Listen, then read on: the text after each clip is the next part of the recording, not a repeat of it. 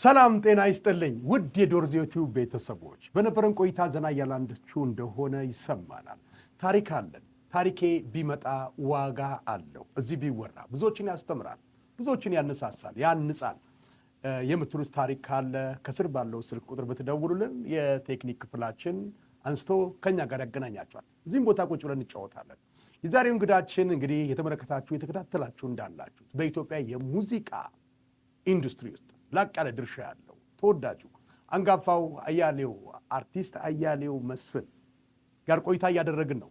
እንግዲህ ከወደ ኢትዮጵያ አካባቢ በአያሌው ፍቅር እጅግ የተመታ ከአድናቆት በላይ የሆነ ፍቅር ውስጡ ያለ አንጋፋው ድምፃዊ አበበ ግርማ ከምሽቱ 11 ሰዓት ተቋቁሞ ያው በእኛ ምቱት ምንዛሪውን መምታት ነው ስንት ሊሆን እንደሚችል። ስለዚህ ይሄን ያህል ፍቅርን የገለጸበት ነው። ከአርቲስቱም እንግዲህ አድናቆቱን ከመቀበል ባሻገር እየጠፋ ያለውን የመከባበር የመደናነቅ የሰሩ ሰዎችን አለ አይደል ክብር የመስጠት ጉዳይ ዳግማየሁ ወደ ልጅነቴ ወደ ወጣትነቴ ድምፅ መለስከኝ ብሏልና ቆንጆ ፕሮግራም ነው። ሌሎቻችሁም የምትወዱትን የምታከብሩትን በህይወት ሳላችሁ ጤና ሳላችሁ አድንቁ፣ አክብሩ፣ አድንቆታችሁን ግለጹ። የምንገኘው ዶርዜ ቲቪ ላይ ነው። ጨዋታችንን እንቀጥላለን። አዩዬ እንሄዳለን። እንግዲህ አንድ ጥያቄ መጀመሪያ መሄደው ወደ አውራሪስ ሆቴል ልውሰድ። መጀመሪያ ጨዋታችን እንግዲህ ተራውን ላይጠብቅ ይችላል ቅደም ተከተሉን በየማሉ ሳናውቀው ቅድም በኢትዮጵያዊነት ስንጨዋወት ሄድ መለስ እያልንበት ነበረና አውራሪስ ሆቴል ውስጥ ምን ትዝታ አለ? ምናልባት አውራሪስ ሆቴል ላይ ያለውን ትዝታን ብትነግረኝ፣ ለአድማጩም ብትነግረው። አውራሪስ ሆቴል እንግዲህ መባል የነበረበት እቴጌ ጣይቱ ብጡል ሆቴል ነበር የነበረው። ያን ሰውን አጥፍተው አውሬውን አመጡ። አውሬ ነው አውራሪስ። እቴጌ ጣይቱን የሚያክል ሰው አውጥተው አውራሪስ አገርን ለነጻነት ያበቃች ጣሊያንን የሚያህል ድል ያደረገች ጀግና የኢትዮጵያ እንቁ ስም አውርደው አውሬውን አውራሪስ። ኦኬ፣ መጀመሪያ እቴጌ ብጡል ነበረ ቤቱ። እቴጌ ጣይቱ ብጡል ነበረ መዝናኛው። ሆቴሉ ጠቅላላ ሆቴሉ። ከዛ ነው ከዛ አውራሪስ ተባለ። ይህንን አውራሪስ እንዴት እናውርደው የሚል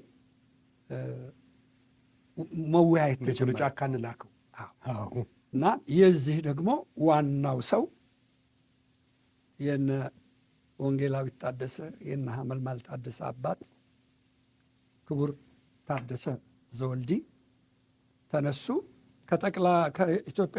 ከኢትዮጵያ መንግስት መሪ ከመንግስቱ ኃይለማርያም ላይ ቀርበው እንዴት እኔም በጎን አለው ቀርበው እንዴት ጣይቱ ብጡልን የሚያህል ጣሊያንን ያሸነፈች ጀግና የጀግና ምልክት እሷን አውርዳችሁ እንዴት አውሬ እንደው ለእርሶስ ለክብሮስ ሊሆን ይገባል ወይ አሉት። ለመንግስቱ ኃይለማርያም አሏቸው ስሏቸው መንግስቱ ኃይለማርያም ፕሬዚዳንት መንግስቱ ኃይለማርያም እናጤነዋለን ነገሩን ብለው እቴጌ ሆቴል እንዲባል አደረጉ። እንግዲህ ይሄ አንዱ ትልቁ ፖይንት ነው። እኔም አለሁበት። ክቡር ታደሰ የነ ሐመልማል ታደሰ አባት እሳቸው ናቸው የሰውነትን ክቡር የሰው ልጅ የሰራውን ዋጋ ስራ መነሳት የለበትም ብለው መልሰው እቴጌ ሆቴል ያንን ስም በክብር ወደ ክብር ቦታው እንዲመለስ ያደረጉት። ጣይቱ ብቻ አሁን ጣይቱ ብቻ ነው የሆነው። እቴጌ ቀረ፣ ጣይቱ ሆቴል ብቻ። ይሄም ይሻላል። አይሻልም፣ ትክክል አይደለም። ማንም እኮ አልሰጣቸው። ካልነው ከእንስሳው ሰው ነው ቢያንስ አሁንም የሰው ስም ነው። ሙሉ ክብሯ ሙሉ ማዕረጓ ባይቀመጥም ሚጎል ነገር ቢኖርም ይሻላል አይደለ? ምንድነው ከቀዳዳ ጨምዳዳ እያልን ያመሰገንን የምንኖር ማህበረሰብ ነን በሚል ነው። በጊዜ ከነበሩ አርቲስቶች በጊዜ ከነበሩ አርቲስቶች በአንድ ነገር ይቀድማል አያሌው ይላሉ። ምናልባት ብዙዎች አርቲስቶች በአንተ ዘመን የነበሩ ሌጀንዶች የሚባሉ ዘፋኞች በክቡር አርበኛ በፖሊስ ኦርኬስትራ በዚህ ውስጥ ተቀጥረው የሚሰሩ ነበሩ። አያሌው ግን ሲመጣ በባንድ ሊደር ማናጀርነት ራሱ ማናጀር ነው። የራሱ የሆነ ባንድ ነበረው። በከፍታ ላይ ባንዱ ማናጀር ጠቅላላ ባንዲሮች ያሉት። ግን ደግሞ የባንዱ ማናጀር ጠቅላላ ኃላፊው አያሌው ነበረ። ለዚህም ደግሞ በ1966 ጥቁር አንበሳን ባንድ በመሰረትክም ጊዜ በግልህ እንዳሁኑ ዘመን በሰሜን አሜሪካን ከ10 ከ15 ስቴት በላይ ቱር እንደሚያደርጉት አርቲስቶች ቀደምቱን ሀገር ላይ ቱር በማድረግ ኮንሰርቶችን በመስራት እስቲ በዚህ ጊዜ አጫውተን። ወዴት ነበረ ቱር ያደረግከው? እውነትም በዛ ጊዜ ከነበሩት ሰዎች አያሌው ቀደም ያደረገህ ነገር ምንድን ነበረ? እነዛ ስኬቶች? እግዚአብሔር ነው። እግዚአብሔር ነው ሁሉን ነገር ያስተካከለው። እግዚአብሔር ነው ሁሉን ነገር የሰጠኝ። የመጀመሪያው የሙዚቃ መሳሪያው በመጀመሪያ ደረጃ 40 ሺህ ብር ፈጅቷል። 40 ሺህ ብር ከራስ አውጥተን የገዛው? ጠቅላላ 47 ሺህ ብር ነው የፈጀው። በሙሴ ነርስስ ናልቫንዲያ አማካኝነት ከጃፓን ሀገር ነው ያስመጣው ሙሉ የሙዚቃ መሳሪያ። ብሩ ካንተ ነው የወጣው? 40 ሺህ ብር ነበረ በዛ ጊዜ። ግድ የለም አዩ የ40 ሺህ ብርን እንደው ወደ በኋላ ጊዜ እንትኑን አንድ ላይ ትነግረኝ ክብደቱን። የዋህነት ነው እንጂ ብዙ ነገር መስራት እችል ነበረ። ግን እኔ በሙዚቃው ዓለም መላው ኢትዮጵያን ከኢትዮጵያ ሕዝብ ጋር መተዋወቅና ራሴን ማስተዋወቅ ፈለግኩኝ እና ያን 66 ዓመተ ምህረት ስመሰርተው ምርጥ የተባሉ ሙዚቀኞች ነበሩ። ያን የመጀመሪያ ሀ ብዬ የጀመርኩት አይኔም ያተኮረው ወደ ደቡብ ነው። ከአዋሳ ጀመርኩኝ፣ ሻሸመኔ፣ ይርጋ ጨፌ፣ ምን አለፋ ብቻ። በዚህ በኩል ደግሞ አሩሲ፣ ዛሬ ወገኖቻችን የሚገደሉባት ሀገር፣ ያቺ ደግ ሀገር፣ የደግነት ሀገር፣ የፍቅር ሀገር፣ እምነት ደግሞ በጣም በእምነት ሰው የሚድንባት ሀገር ነበረች። አይገርምህ? የታመሙ ሰዎች አሩሲ ሂደው ድነው ቆመው የሚሄዱባት ሀገር ነበረች። ሰው የሚገደልባት አልነበረች። ዛሬ ሰዎች የሚታመሙበት፣ በጣም ይገርምሃል፣ ሰው የሚያነባበት ሀገር ሆነች እና በጣም አዝናለሁ። ያ ህዝብ ደግ ህዝብ፣ ጥሩ ህዝብ ነው የነበረው ያለው። በእውነት ለመናገር አሁን ሰዎች እንደሚሉት ስድብ ውስጥ የመግባት ፍጹም አይደረግም። ኩሩ ህዝብ እግዚአብሔር ይመልሰው፣ ያን ደግነት፣ ያን ጨዋ ህዝብ ይመልሰው፣ በጣም ተቀብሎ እንድትኖር ሰርተህ በረከት እንድታገኝ የሚያደርግ ህዝብ። ደግሞ የገባው ህዝብ በሙሉ ሰርቶ አዳሪ፣ ስራን የሚያስተዋውቅ፣ ስራን የሚያስተምር፣ ሰርቶ መኖር ሰርቶ ማግኘት እንዴት እንደሆነ ያበሰረ ህዝብ ነበር። የታመሙ ሰዎች ሂደው ድነው የሚመለሱበት ሀገር። በእውነት ነው የምነግርህ። ከየት አዲስ አበባ መሰለ እንዴ? ከመላው አገሪቱ አሩሲ ውስጥ የታመሙ ሰዎች ቱሪስት መናኸሪያ ነበር። የታመሙ ለመዳን ምን ነበረ ይሄ ጸበል ምናምን? አየሩም ጥሩ ነው፣ ጸበልም ነበረው።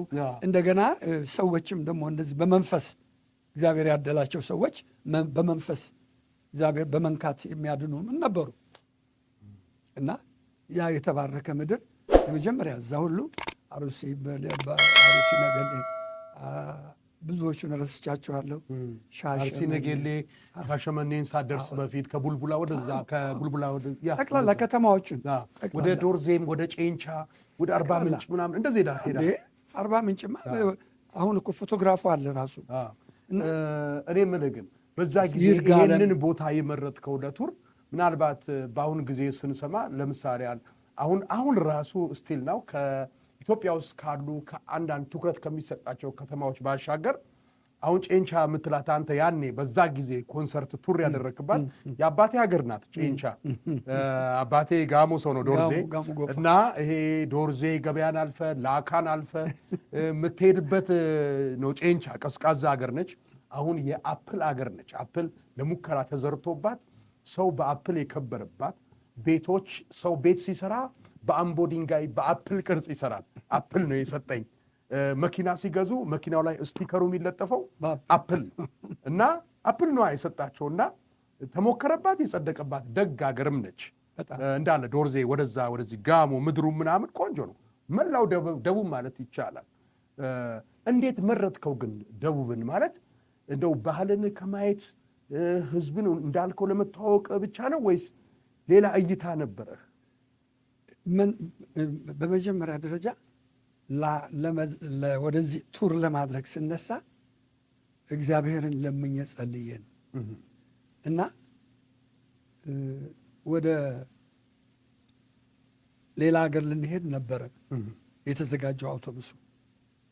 ለሾፌሩ ቀጥታ ናዝሬት መንገድን ይዘህ ሄዳል። ይህን እያለን ሞጆ ስንደርስ ወደ ሐዋሳ ነው የምትሄደው አልኩት። በቃ ግን ናዝሬት ነበር እየወጣ የነበረው። ሞጆ ላይ ነው ሀሳብ የተቀየረው። አዲስ አበባ ላይ አዲስ አበባ ላይ ተሳፈር። ናዝሬት መስመርን ይዘህ ሄድ አልኩት። ሞጆ ስንደርስ ራይት አድርግና ወደ ሐዋሳ።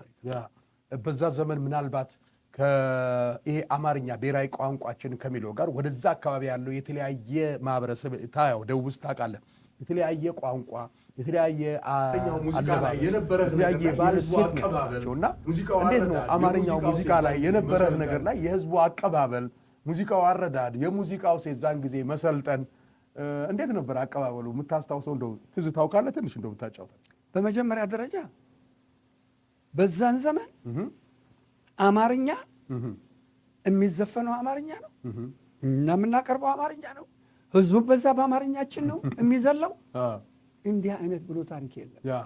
ራሳችን እኔ አሁን እመጣልሃለሁ ነበሩኝ፣ ጉራግኛ የሚዘፍኑ ነበሩኝ፣ ኦሮምኛ የሚዘፍኑ ነበሩኝ።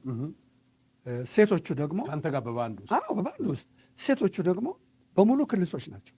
2 እህትማማቾች ብቻ ናቸው ጠይም ያሉት፣ ክልሶች ናቸው ሴቶች። የዳንስ አሰልጣኙ በላይ ካሳ ይባላል። ደቡብ አፍሪካ ነው የነበረው፣ ሞተ፣ ገደሉት። እና በጣም የሚገርመህ ጋሻው አዳል፣ ደጉ መስፍን ሰልጣኞች ነበሩ ዳንስ። እዛው አንተ ባንድ ውስጥ? እኔ ባንድ ውስጥ። ጋሻው ዳቦ ቤት ውስጥ ነበር የሚሰራ። አንቺ ምን ይጥራ ግዴለ የዛን ጊዜ ጋሻው አዳል ዘፈን ውስጥ አልገባም? ይሄ እኮ የኔ ዘፈን ነው፣ እኔ የሰጠሁት። አንተ ነው የሰጠኸው? ጋሻው ከእኔ ጋር ሆኖ ነው የዘፈንን ነገር። ይህ ዘፈን ያንተ ነው እንዴ? አንቺ ምን ይጥራሽ? ግድ የለም አሁን እንሂድ። ጋሻው በጣም ጎበዝ ነው፣ በጣም ጎበዝ ነው።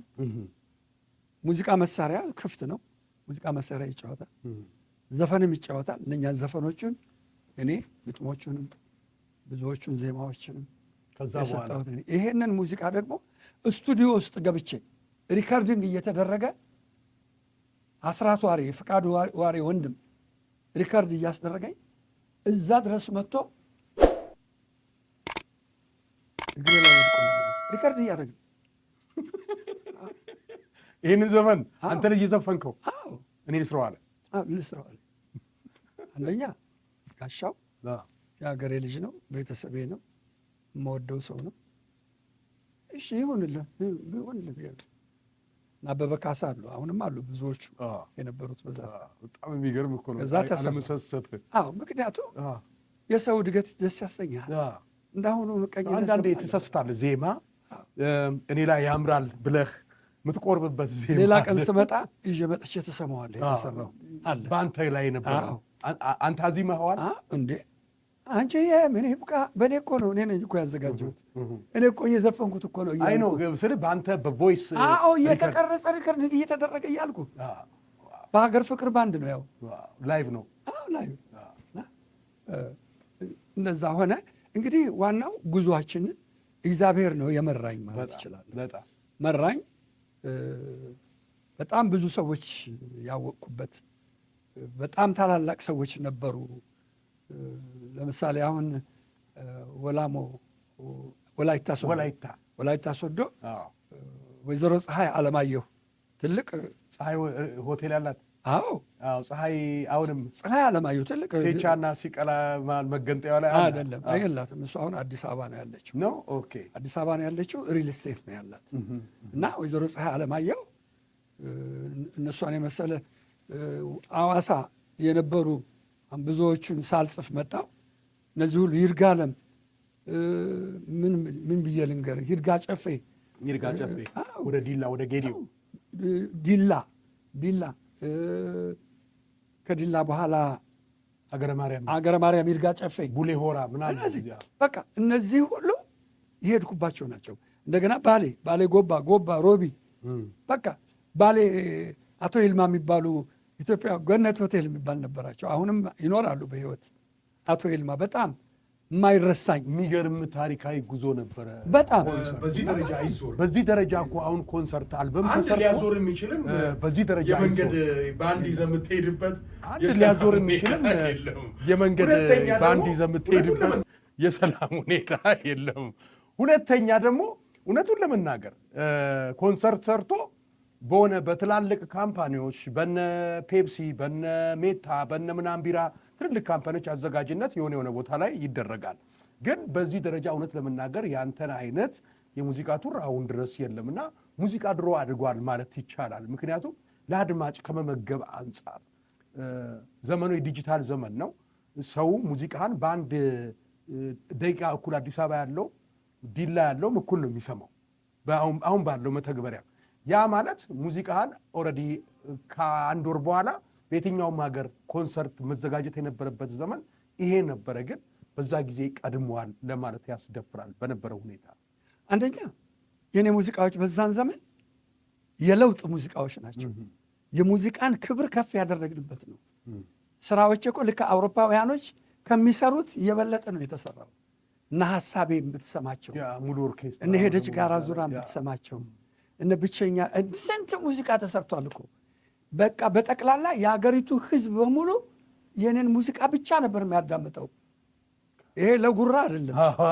ሰምቻለሁ እኔ አንድ 3-4 ሰው ጋር እንደው አያሌው ጋር ልንጨዋወት ቆይታ ልናረግ ነው በሚል ሳይሆን በሌላ አይነት ወሬ የሆነ ነገር መዝረፍ ነበረብኝ እና የምሰማው ሌላ ታሪክ ነው ስለ አያሌው እና በአንተ 65-70 ዓመት ምናምን ላይ የነበሩ ሰዎች ነበረ በአማካይ የምጠይቀው እና በቃ በአያሌው ዘፈን ያልተሆነ ነገር የለም ምንም እና ትልቁ ጨዋነት አለን።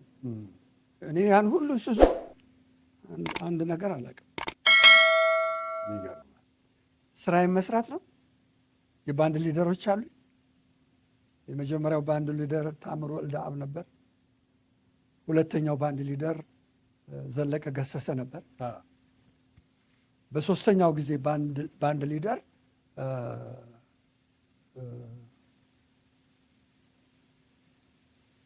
ተሾመ ደነቀ ነበር። እነኚህ ባንድ ሊደሮች ናቸው። እኔ ኦርጋናይዝድ አደርጋለሁ የሚያስፈልገውን ነገር። የሁሉም ሰው ደመወዝ በትክክል የደመወዝ መቀማት የለም፣ ማጭበርበር የለም። ሁሉም ደፍተር አለው። ደፍተሩን ይዞ ይመጣል። ቅድሚያ ገንዘብ ሲፈልግ ራሱ ፈርሞ ደፍተሩ ላይ ፔሮል በራሱ ደፍተር እየፈረመ ራሱ ይወስዳል። ለዛ ነው የነበረ በጣም ትልቅ የሙዚቃን ሂደት።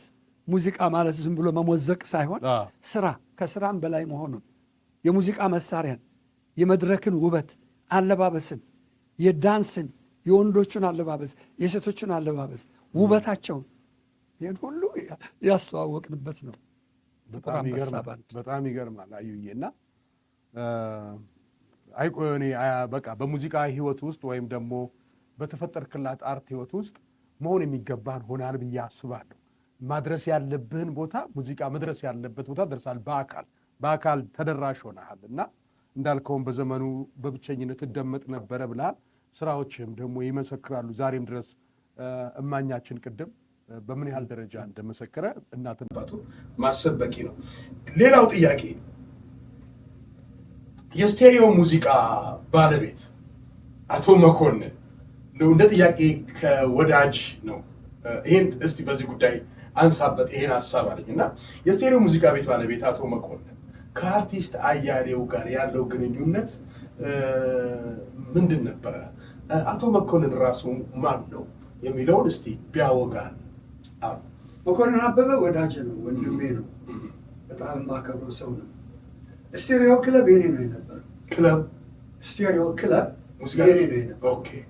ክለብ ከሲኒማ ኤምፓየር ፎቁ ላይ እና ያ አብዮት መጣ።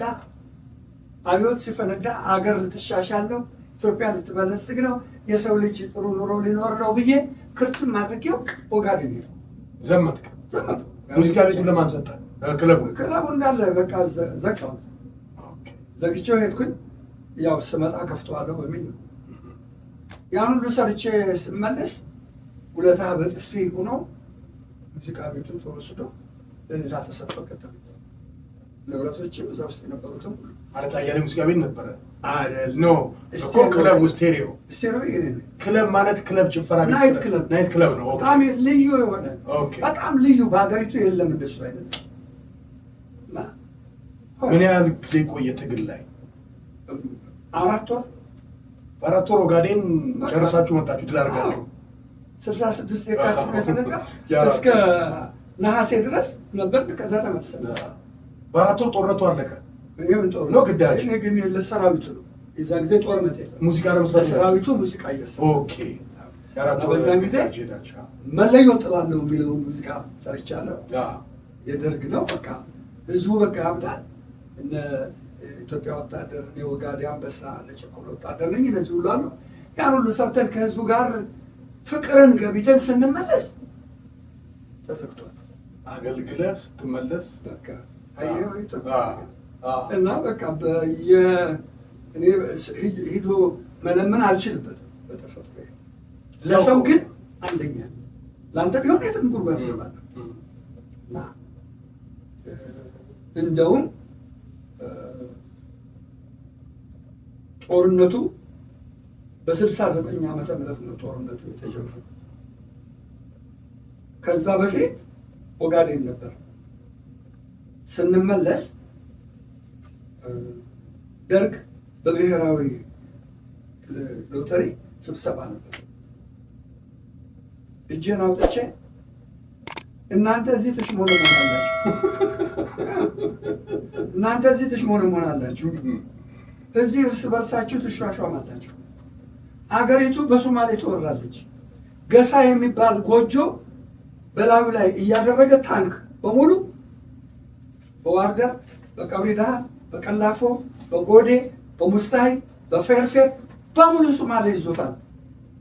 እናንተ ባረጀ መሳሪያ ጦሩ እዛ እየተሰቃየ እዚህ እናንተ በውስኪ ትራጫላችሁ እየተራገሩ በሙሉ አይናቸውን ሲያብረጠርጡ እንኳን ማርያም ማረችኝ።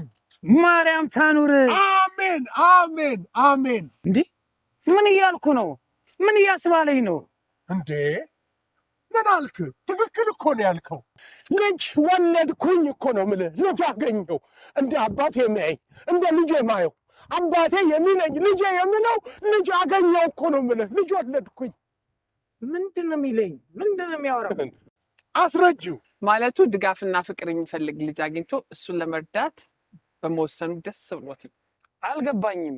በደንብ አስረጅኝ። አባት ሆንኩ እያለ ነው። በዚህ አጋጣሚ የእማማ ዘውዲቱ የህፃናት መርጃ ማዕከል በዴንቨር ኮሎራዶ ጁላይ 5 እዚሁ ኮሎራዶ ዳግማዊ ግሸን ማርያም ቤተክርስቲያን አዳራሽ ውስጥ ተዘጋጅተን እንጠብቃለን። በጣም ደስ ይላል። በጣም በዚህ የበረከት ስራ ላይ ሁሉም ይህን የበጎ በረከት ስራ እንዲካፈል ፕሮግራሙ እድሉም ተመቻችቷል። ገሚሱ እናት ገሚሱ አባት ይሆናል። ታዲያ ከዚህ በላይ ደስታ አለ? እግዚአብሔር አክብራችሁ በእውነት አሜን። ወንድሜ የማይቀርበት ታላቅ የበረከት ስራ ጁላይ 5 ከ3 ፒኤም እስከ 7 ፒኤም በእማማ ዘውዲቱ የህፃናት መርጃ ማዕከል ህፃናትን ለማገዝ የተዘጋጀ በዴንቨር ግሽን ማርያም ቤተ ክርስቲያን አዳራሽ። በወቅቱ የነበሩት ኮሎኔል ደበላ ዲንሳ ነበሩ ስብሰባውን የሚመሩት። እሳቸውም ደነገጡ። ደህንነቶቹ አይናቸውን አፈጠፉ። ቆዩ፣ ይሄ እኮ የደረሰንን ነገር በትክክል ማወቅ አለብን ብለው ሲሉ በጣም ታላቁ ሰው አቶ ዘውድ ዓለም ከበደ እጃቸውን አውጥተው፣ እኔ አንተ ነው ምለው፣ ግን ዛሬ እጃቸውን ምለው እንደው ለክብሩ ነው። አያሌው አገሩን የሚወድ እውነተኛ ድምፃዊ፣ ፊት ለፊት የምናገር፣ አሁን እኮ የተናገረው የመቆርቆሩን ነው፣ አገር ልትደፈረን ነው ብሎ ነው። እና ምን ስራትስ ምን ጉዳት ይገባዋል እሱ? ይሄ ትክክል አይደለም ሲሉ አይታሰርም ምንም አይልም፣ የነገርከንን ነገር በተግባር እንተረጉማለን ተብሎ ስብሰባው ተበተነ። ያ በኦጋዴን በአንድ ጋር ሂጄ ያየሁት ነው። ገሳ እያለበሰ ታንኩ ታች ታንኩ ነው ላይ ገሳ የሶማሌ ቤት ገራሚ ነበረ። በጣም ስልታዊ መመሳሰል ከሚባለው ነገር ጋር ሄደ ነበረ።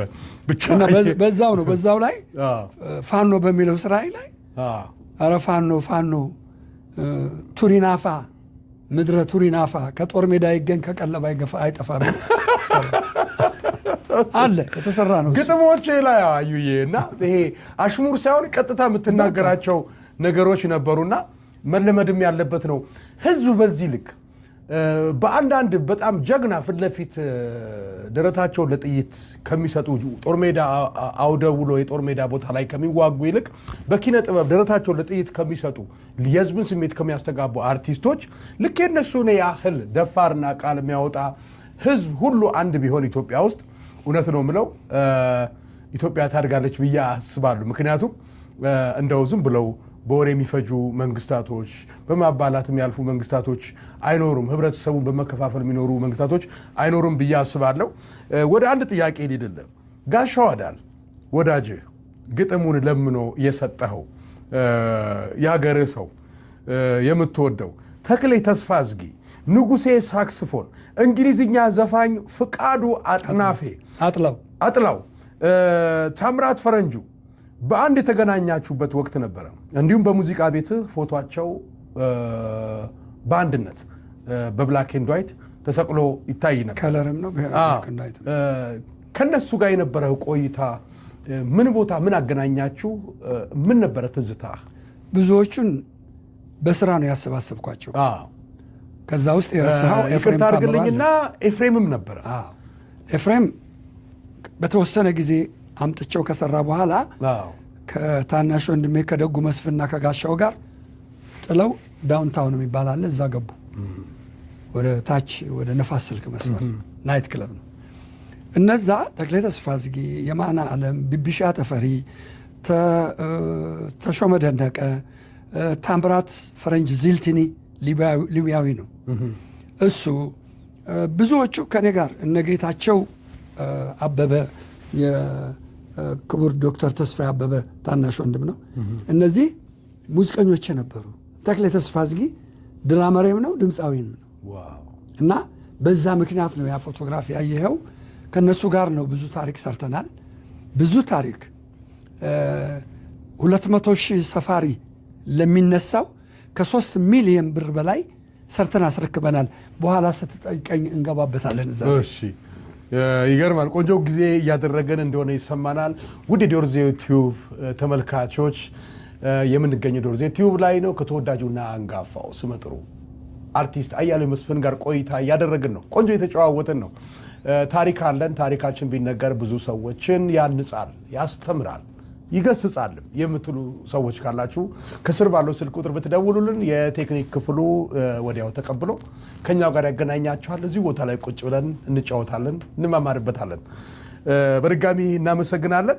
ጓላ አስመራን እስቲ እንምጣበት። ምናልባት ዩቱብ ላይ ሙዚቃው አለ፣ ሌሎች ተመልካቾች እንዲያደምጡ ትጋብዛለሁ። ጓላ አስመራን አይሆፕ ይዘህ የመጣ ቤት ረሳ መሰለኝ። ታሪካዊ ካሴቶችን ለመስማት ቴፕ አዘጋጅተን እየጠበቅን ነው፣ በቴፕ መልክ ማለት ነው። እና ጓላ አስመራ፣ ጉበኛ የሚሉ ስራዎች አሉ። አንድ ግን እንድታስረዳይልኝ የምፈልገው በምላስ በሰለ በምላስ በሰለ የሚል ስራ ነበረ። ከዛ ግጥም መሃል ላይ ወጥ በከሰል በእንጨት እየተቀቀለ እንጀራ በአቋራጭ በምላስ በሰለ ትላለ እና የሚገርም አባባል ነበረ። በተለይ ይሄ ዘፈን በዚህ ዘመን ይሰራል። በዚህ ዘመን መሬት የማይጣል ምንድን ነው የሚባለው? ሁሉም ቃሚዎች ምን ይላሉ? መሬት የሚጣል የለም ሁሉም የሚቃም ይላሉ። እንደ ግጥም ጸሐፊ ደግሞ መሬት የማይጣል አእምሮ ውስጥ ቁጭ የሚል እንደ ኪነ ጥበባዊ ሰው ደግሞ እንደው ውስጥ ሰርጾ የሚገባ ሙሉ የሚጣል የሌለው ማለት እንችላለን። እና እንዴት ጻፍከው? ግልጸኝነትን እወደዋለሁ፣ የብዕርን ግልጸኝነት። ብዙዎችም ይሄንን ነው የሚሉት። የአያሌው ግጥም እኮ ይላሉ። እና አሽሙራ አይደለም፣ በግልጽ ሰዎችን ኮቴውን መምታት ከፈለግ ኮቴውን ነውና እስቲ የዚህ ዘፈን ሌላ ቀሪ ግጥሞችን አንድ ላይ እያልከው ብንሰማው። ወጥ በከሰል በእንጨት እየተቀቀለ እንጀራ በአቋራጭ በምላስ በሰለ ከአናጺውም አይደል ወይንም ከገንቢው አቀባይ ሆኗል የተጠቀመው። መቆየት ደግ ነው አየም ብዙ መላ እጅ ሳያቀብል በምላስ ሲበላ።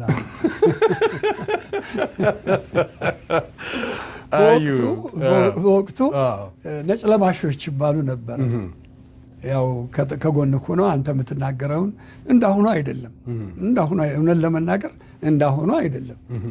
በቃ ዝም ብሎ ግን ያው ትንሽ ከተናገርክ ዋ አንተ ተጠንቀቅ ትባላለህ በቃ እንጂ አትታሰርም፣ አትደበደብም፣ አትገደልም።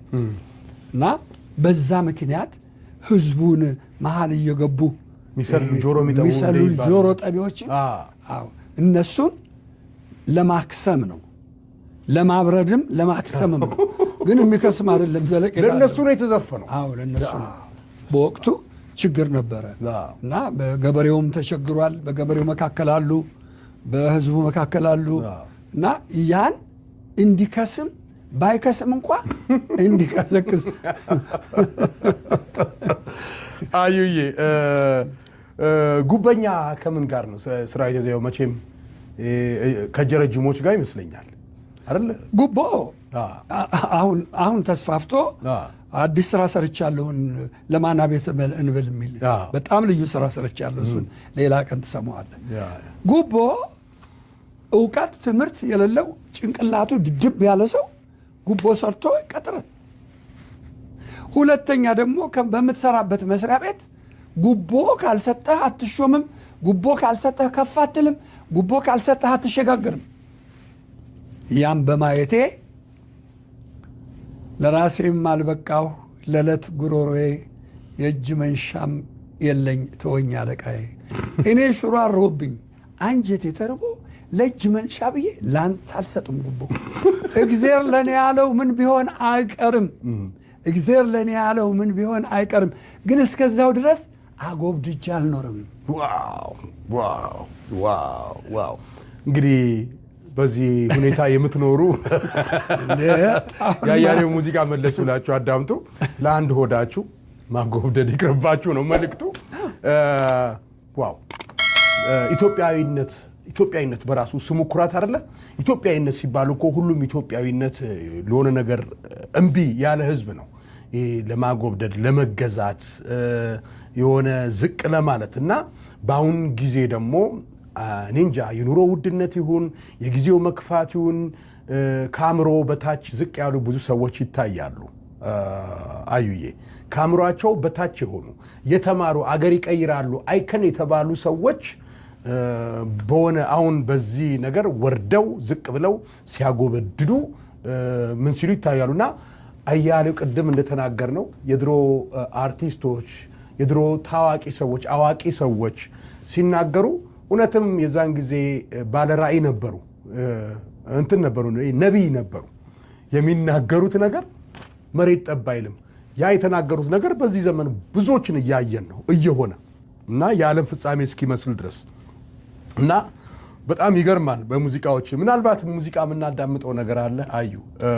አዎ አለ። ይሄን የሚመለከት አሁን አንድ ነገር የምነግርህ ከአዲሱ ስራዎቼ ውስጥ ሆድ እንደው እንዳሳዩት ነው የሚላለኝ። ሆድ እንደው እንዳሳዩት ነው፣ ሆድ እንደው እንዳሳዩት ነው። ጮማውን በልቶ ባቄላ አጅሬ ከቀረበለት ጥርቅ አድርጎ ነው የሚበላ። ከልካዩ ባለቤቱ ነው የሆዱን አመል ችግር። ሰው በእህል ብቻ አይኖርም ብሎናል እግዚአብሔር ይላል። ስለዚህ ሰው በሆድ ምንም ዋጋ የለውም። ለጊዜያዊ ሆዱን ይሞላል፣ ዘላለማዊ ክብሩን ይጥላል። ስለዚህ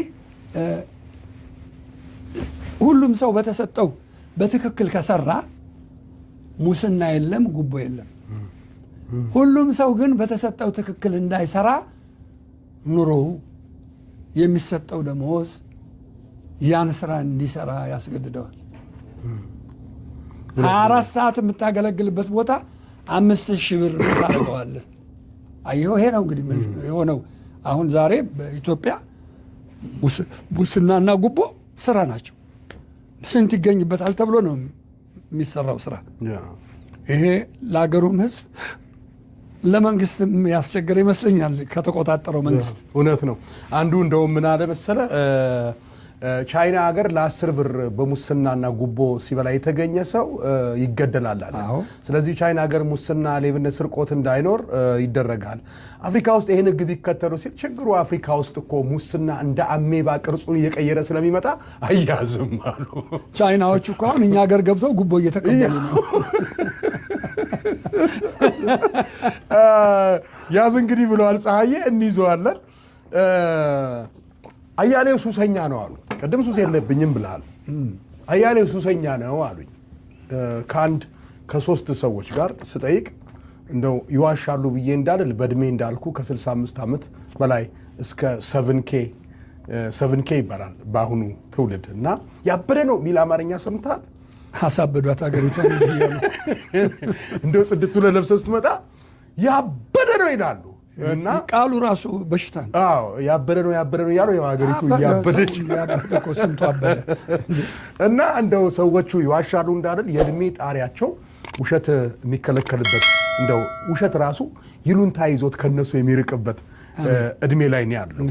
እና አያሌው ሱሰኛ ነው አሉኝ። እንዴት አልኳቸው። ኧረ በስመ አብ አያሌው እኔ ብዙ ጊዜ አይቼዋለሁ። ውሃ ራሱ የታሸገ ውሃ እንኳን ኃጢአት ነው የሚመስለው። እግዚአብሔር ላንድ ብሎ ከቧንቧ ነው የሚጠጣው። ሌላም ነገር ደግሞ የለበትም። አይቼው አውቃለሁ ምናምን ስል ታሪኩ በጣም ሱሰኛ ነው። እንዴት ስል ሱሰኛ ባይሆን ኖሮ አያሌው ሙዚቃ ቤትን ከኢትዮጵያ ዴንቨር ይዞ ይመጣ ነበር ወይ አለው። እና ዴንቨር ስትሰደድ አያሌው ብቻ አልተሰደደም፣ ሙዚቃ ቤቱም ነው አብሮ የተሰደደው ይላሉ። እና ሱሰኛ የመሆኑ ምክንያት ነው ከሙዚቃ ጋር አሉ። እንዴት ታየዋለህ? በሙዚቃ ውስጥ ባልኖር እኔ እስካሁን አልነበርኩም። ሆነን ለመናገር ብሶቴንም ደስታዬንም ሐዘኔንም የምገልጸው በሙዚቃ ነው። ስለ ሀገሬ፣ ስለ ሕዝቤ፣ ስለ ታሪካችን፣ ስለ አንድነታችን፣ ስለ ሰላማችን የምገልጸው በሙዚቃ ነው። ሲከፋኝ አንጎራጉራለሁ፣ ሲከፋኝ እገጥማለሁ፣ ሲከፋኝ እዘምራለሁ። በሁሉ ነገር ሙዚቃ ለእኔ ከህይወት በላይ ህይወት ነው። የሙዚቃ ሰው ባልሆን ኑሮ የደረሱብኝ ብዙ መከራዎች ስለነበሩ ላልፋቸው አልችልም ነበር። እግዚአብሔር ነው ዋናው። ከሱ ቀጥሎ ግን የሙዚቃ ሰው በመሆኔ በሙዚቃ ሁሉን እወጣዋለሁ፣ እጽፋለሁ፣ እገጥማለሁ፣ ዜማ አወጣለሁ። በእርግጥ እዚህ ሀገር ለ20 ምናምን ዓመት ምንኛ ነው የኖርኩት ብዬ ልንገርህ።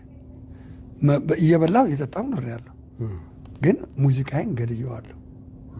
ስራዬን ለአእምሮህ ምግብ አእምሮህ የሚፈልገውን ምግብ ሙዚቃ ኪነ ጥበቡን ግን በዛን ጊዜ የተዘጋጁ ስራዎች ናቸው አሁን እያወጣኋቸው እየሰራኋቸው ያሉት። ለዛውም ደግሞ ህዝቡ ተቀባይ አይደለም። በጣም የሚገርምህ አሁን ቂጣ አወዛውዘን አንዘፍን፣ በጭራሽ ነውር ነው፣ አይሆንም። ወንድ ነው፣ ከዘመኑም ጋር አይሄድም። ሴቶችም እንኳን እንደዛ ሆነ መስፈን በጣም ለእኛ ለታሪካችን አልነበረም እንደዛ። አጠቃላይ ብቻ ሱሴ ደግሞ ኢትዮጵያ ነች። ኢትዮጵያዊነት ነው ሱሴ። እነሱን የምገልጽበት ሙዚቃ ስለሆነ እዚህ ሙዚቃ ቤት ከፈትኩኝ። በጣም ሙዚቃ ቤት ብቻ አይደለም፣ የተለያዩ ወርቅ፣ ብር፣ ልብስ፣ የወንድ የሴት ልብስ ይሸጥ፣ ጌጣጌጥ መሸጫ፣ ሁሉ ነገር ሙሉውን ትልቅ ሙዚቃ ቤት ውስጥ ራሱን የቻለ ሙዚቃ ቤት አለው። የቪዲዮ ሴንተር አለው። የሙዚቃ ሴንተር ለብቻ አለው። የወርቅና ሰዓት ምናምን የሚሸጥበት ለብቻ አለው። ልብስ፣ የሀገር ባህል ልብስ፣ የወንድ ልብስ የሚሸጥበት ለብቻ አለው። በጣም ቦታውን ከነመሬቱ ገዝቼ እና በዚህ አጋጣሚ ላይ እየሰራን እያለን አንድ ወቅት ምን ተነስቶ ነበረ፣ የሆነ አንድ ነገር ተነስቶ ነበር። ስብሰባ ነበር እዚህ ለቅንጅት፣ ለፓርቲው ቅንጅት። አዎ ለቅንጅት ስብሰባ ተነሳ።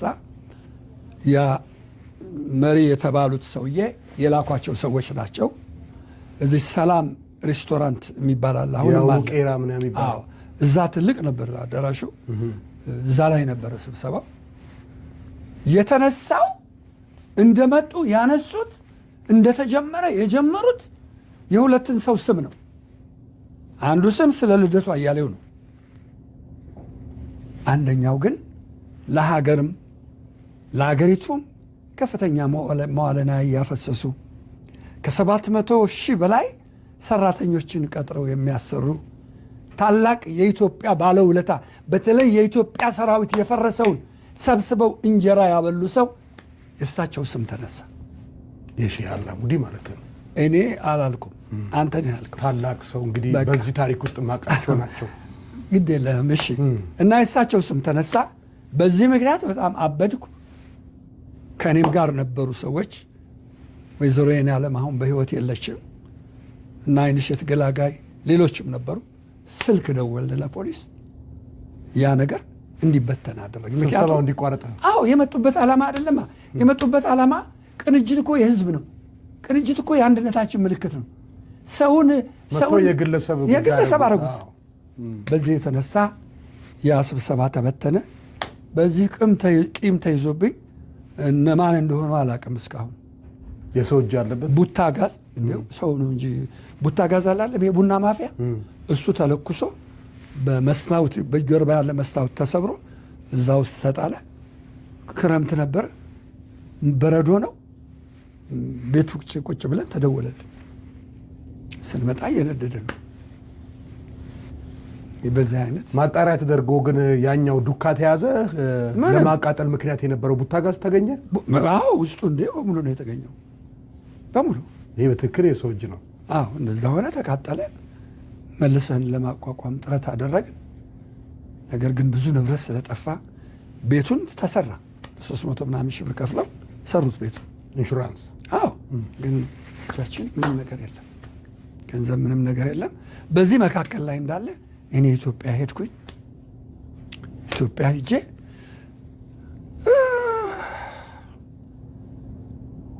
2 ዓመት ከ8 ወር ከሀገር እንዳልወጣ ተደረገ። ለምን የሚለው ለእነሱ ትችዋለሁ። እና ግሪን ካርዴም ተቃጠለ። መጨረሻ ላይ የአሜሪካን መንግስት ግሪን ካርዴን አድሶ ኤምባሲው መውጫ ቪዛ ሰጠኝ። እሱን ደግሞ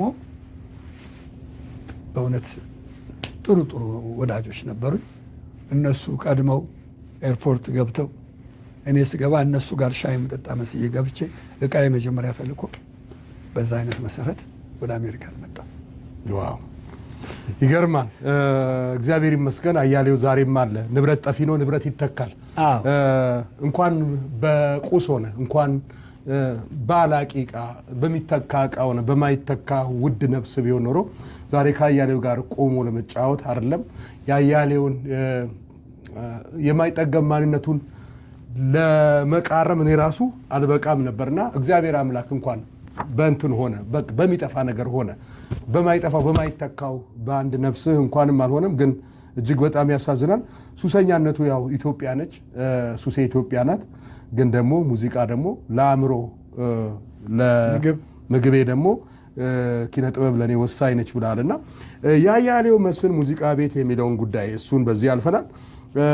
በሙዚቃ ህይወትህ አያሌው እንደው ምን አለ ድምፃዊ መቼ ነው የሆንኩት? እንደው ድምፃዊ የሆንኩበት ቀን የተረገመ ይሁን ያልክበት ያማረርክበት። ልክ ደስታው አለ፣ በሙዚቃ ደስታን ያገኘህበት ብዙ ጊዜ ይኖራል። ከኦዲየንስ ራሱ እንደ መጀመሪያ ቀን መድረክ ወጥተህ የተፏጨልህ የተጨባጨበልህ ሰዎች መውደዳቸውን የገለጹልህ ቀን ደስታው ሊሆን ይችላል። ከዛ ውጭ ብዙ አይነት ደስታዎች ተድላዎች ይኖራሉ። ግን በዚህ ደረጃ ኪነ ጥበብን የረገምክባት መድረክን እንደው የጠላህበት የወቀስክበት ጊዜ አለ የምታስታውሰው? የሚገርም ነው። እኔ ብዙ ጊዜ በጭንቀት ነው ያለፍኩት። ለራሴ የሚል ምንም ነገር የለኝም። ይቺኑ ኢትዮጵያ አባቴ በልጅነቴ አጣበቀብኝ። በልጅነቴ ውስጥ ያስገባኋት ጥቁር አንበሳ ብዬ የሰየምኩትም የኢትዮጵያ ንጉሠ ነገሥት መንግስት የክብር ዘበኛ ሰራዊት ለኢትዮጵያ ለመታገል ጥቁር አንበሳ ብሎ ገብቶ በነበረበት ጊዜ አባቴ ከነሱ ጋር ተቀላቅሎ ኢትዮጵያዊነትንና ኢትዮጵያን ማንነትን ወርሶ ለእኔም አወረሰኝ፣ ውስጥ የከተታል። በዚህ የተነሳ ብዙ አሁን እዚህ የምትሰማው ነው። ብዙ ትግል ታግያለሁ። በእውነት ለመናገር ብዙ እድል መጥቶልኝ ነበር። በጣም ብዙ እድል በተለይ ኢህአዴግ እንደገባ ብዙ እድል መጥቶልኝ ነበር። ግን ያን እድል ከህዝብ ጋር እንጂ ለእኔ የሚመጣ እድል የኔ እድል አይደለም በሚል እንደውም የሚገርምህ 3 የትግራይ ልጆች እግዚአብሔር ፈቅዶ ሰንዳፋ ደርሼ ስመለስ መንገድ ላይ አይቻቸው 3ቱም መንገድ ላይ ተኙ። ምን ሆናችሁ? ሊገለን ነው፣ ደርግ ሊገለን ነውና እርዳን እባክህ ይዤ ጫጫ ደብረ ብርሃን ለምድር ጫጫ የሚባል ድረስ ወስጄ ለእያንዳንዳቸው ሳንቲም ሰጥቼ ተመልሻለሁ። እነዛ ሰዎች ያን ውለታ ቆጥረው ኢህአዴግ ሲገባ ቤት የተወረደ በቃ ያ ደግሞ ምረዳው አይዟችሁ ምለው አብሬ የምበላው የምጠጣው እዛ ያሉት ልጆች በረንዳ ዳር የሚባሉት በሙሉ ድንጋይ ይዘው ተሰለፉ። በቃ አያሌው ማንም አንሰጥም። አዎ በኋላ እንደሱ አይደለም፣ ባለውለታችን ነው፣ አርቲስት አያሌው መስፍን ነው ህይወታችን እና እሱን ልናመሰግንና ከመሪዎቻችን ፊት ልናቀርበው ነው ብለው አንዱ የቴዎድሮስ ክፍለ ጦር አባል ነው፣ አዛዥ ነው ምናምን ነው። አንዱ ብቻውን ረስቻቸዋለሁ። መቼም በህይወት ይኖራሉ ልጆቹ። መቼም ኢትዮጵያዊ እውነት ለመናገርና ለመመስከር ዳተኞች ነን። በህይወት ካላችሁ እስቲ መስክሩ፣ እስኪ ተናገሩ እና እነዛ ናቸው። እኔ ግን ደግሞ አንዱ ደግሞ ሙሉጌታ አራጌ የሚባል አሁን ወደ ሌላ ዓለም አገር ነው ያለው አውሮፓ ውስጥ።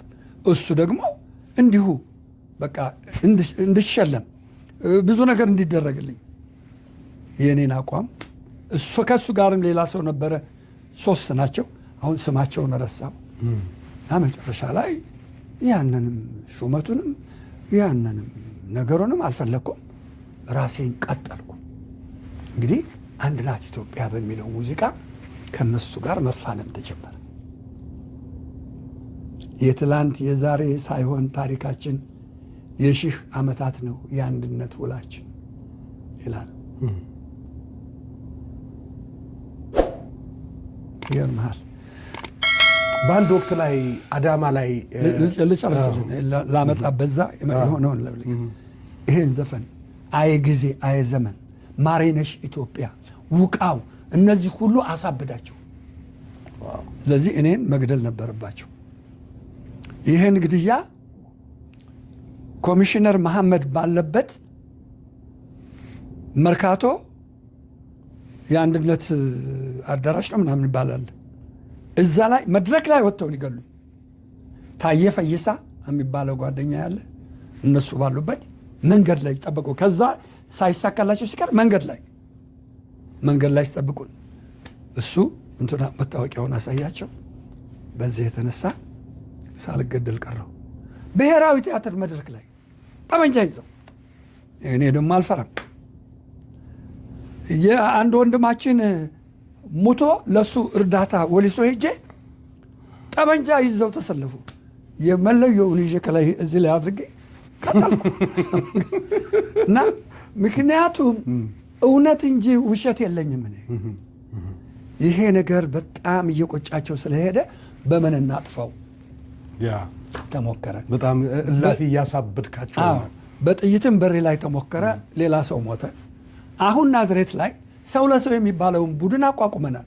ይሄ ሰው ለሰው የተቋቋመው የኢህአዴግ የጦር ጉዳተኞችና የኢትዮጵያ ሰራዊት የጦር ጉዳተኞች የሚረዱበት ነው። የመሰረት ነው በፍላጎታችን እኛ ነን አርቲስቶቹ። የዚህ ቡድን መሪ እኔ ነኝ። እኔ በሌለሁበት እነ ኢያሱ በርሄ፣ ዓለም ሰገድ የሚባለው ሻምበል ዓለም ሰገድ እነሱ እኔ በሌለሁበት እኔን አልጠየቁኝም። እኔ በሌለሁበት ሰብስበው መቀሌ ሄደን የካቲት 11 እናከብራለን ይሏቸዋል። ሁሉም ይዘጋጃል። ልብስ ከየቲያትር ቤቱ ይመጣላቸዋል። በአራተኛው ቀን ስመጣ መዓት ሻንጣ ምን እያደረጋችሁ ነው? አይ ትግራይ ልንሄድ። ለምን? ትግራይ ግንቦት 11 ለማክበር መሄዱ ጥሩ ነው። ምን ያህል ገንዘብ ተስማማችሁ? ምንም የለም፣ አንሄድም። በነፃ ግዳጅ? አዎ አይቻልም አልኩ። ስብሰባ ተሃድሶ ኮሚሽነር የሚባል ነበረ። እዛ ኮሚሽነር ሙሉጌታ የሚባል እንደሱ አይነት ኢትዮጵያዊ ቢኖራት ኢትዮጵያ አገር ትሆን ነበር፣ ልዩ አገር። እነ ኢያሱ በርሄ እና ዓለም ሰገድ አንድ ላይ ሆኖ ተሰበሰቡ። እኔ ሰለሞን ተካልኝ፣ መልካሙ ተበጀ፣ ኩት የሚባል ቤዝ የሚጫወት ነበረ፣ ሞተ። የወለጋ ልጅ፣ የጋምቤላ ልጅ፣ ጌታ መሳይ አበበ፣ ታምራት ሞላ፣ ማህሙድ አለ የለም አላስታውስም። አሁን ስብሰባ ላይ ነን ያለ ነው። ተነሷ። አንደኛ ኢትዮጵያ አትፈርስም እያለ ይዘፍናል። ሁለተኛ ሰላሟ የተነሳ ይመስል ሰላም ለኢትዮጵያ ይላል። ሶስተኛ ድሮ የሰራውን ቻለ ሆዴ ልዩ ግጥም ሰርቶ ቻለ ሆዴ እያለ ይዘፍናል። አራተኛ በዘር በሃይማኖት ነው የመጣችሁት እያለ ይሰድብናል በየመድረኳል። አቆም አለ ሲል ሌላስ አላችሁ ሲል ያዘፋኝ አሁን የለም በህይወት። አርቲስት አያሌው ለወሎ ስታዲየም አሰረተህን የለም እንዴ? ሂደን ብንሰራ ምን አለበት? አየህ ያን ጊዜ እኮ ጦርነት የለም፣ የእህል ጦርነት ነበረ። መሬቱን አርሶ አምርቶ እህል ነፍሱን የሚያድንበት እንዲያገኝ ለማድረግ ነው እንጂ በጥይት ነፍሱን የሚገልበትን አይደለም። ይሄ ደግሞ ይሁን ይህንንም ለማክበር ከተፈለገ ለገንዘብ ነው የተነሳ ነው። እነዚህ ለኢትዮጵያ ሲሉ ሁለት ወንድማማቾች እግራቸው ተቆርጦ አይናቸው ጠፍቶ እጃቸው ተቆርጦ ያሉትን እነሱን ለመርዳት ስንል ነው። ገንዘብ ይስጡ እንሄዳለን። ይሄ ነው ጥያቄ እንጂ እኔ ምንም ጥላቻ የለኝም። የተነሳንበትን ዓላማ ማወቅ አለብን። ደግሞ ለዚህ ወሳኙ እኔ ነኝ። ኢያሱ በርሄ ዓለም ሰገድ አይደለም። እሺ ኮሚሽነር ጨርሳችኋል? ጨርሰናል ተባለ። በመጀመሪያ ደረጃ ኢያሱ በርሄ አንተ ምን አገባህ? እነዚህ እኮ ሰዎች ራሳቸው ይሄንን ሰራዊት የሁለቱንም ወንድማማች ሰራዊት የቆሰሉትን እንርዳ እናቋቁም ብለው ራሳቸው የመጡ እንጂ መንግስት ያቋቁማቸው አይደሉም። አንተ ማዘዝ ከፈለግ የራስህን የኢህአዴግ ኪነት እዛ አዛዥ ነህ፣ እዛው ዘዝ ብሎ ለእናንተ ዲፌንስ ሆነ። ዓለም ሰገድ እንደሞ ዓለም ሰገድ አንተ አስፈላጊ የሆነውን ነገሮች ቀድመህ እንድታዘጋጅ ከእሱ ጋሩ ናችሁ እየቀደማችሁ እንድታዘጋጁላቸው እንጂ ማንም ኃላፊ የለም። አርቲስት አያሌው መስፍን ነው የዚህ ኃላፊ። አሁንም ገንዘብ የምትከፍሏቸው ከሆነ ይሄዳሉ፣ ይሰራሉ። ማን ከፍሉ ከሆነ አይሄዱም። በዚህ ተወሰነ። እንግዲህ በዚህ ቂም ተያዘብኝ። በየቦታው እንዴት እንደሚያጠፉኝ ይፈልጋል። ናዝሬት እንኳን ማርያም ማረችኝ። ማርያም ታኑር። አሜን አሜን አሜን። እንዴ ምን እያልኩ ነው? ምን እያስባለኝ ነው እንዴ? ምን አልክ? ትክክል እኮ ነው ያልከው። ልጅ ወለድኩኝ እኮ ነው የምልህ። ልጅ አገኘው፣ እንደ አባቴ የሚያየኝ እንደ ልጄ ማየው፣ አባቴ የሚለኝ ልጄ የሚለው ልጅ አገኘው እኮ ነው የምልህ። ልጅ ወለድኩኝ። ምንድን ነው የሚለኝ? ምንድን ነው የሚያወራው? አስረጂው ማለቱ ድጋፍና ፍቅር የሚፈልግ ልጅ አግኝቶ እሱን ለመርዳት በመወሰኑ ደስ ብሎት። አልገባኝም። በደንብ አስረጅኝ። አባት ሆንኩ እያለ ነው። በዚህ አጋጣሚ የእማማ ዘውዲቱ የህፃናት መርጃ ማዕከል በዴንቨር ኮሎራዶ ጁላይ 5 እዚሁ ኮሎራዶ ዳግማዊ ግሸን ማርያም ቤተክርስቲያን አዳራሽ ውስጥ ተዘጋጅተን እንጠብቃለን። በጣም ደስ ይላል። በጣም በዚህ ነው በዚህ የበረከት ስራ ላይ ሁሉም ይህን የበጎ በረከት ስራ እንዲካፈል ፕሮግራሙ እድሉም ተመቻችቷል።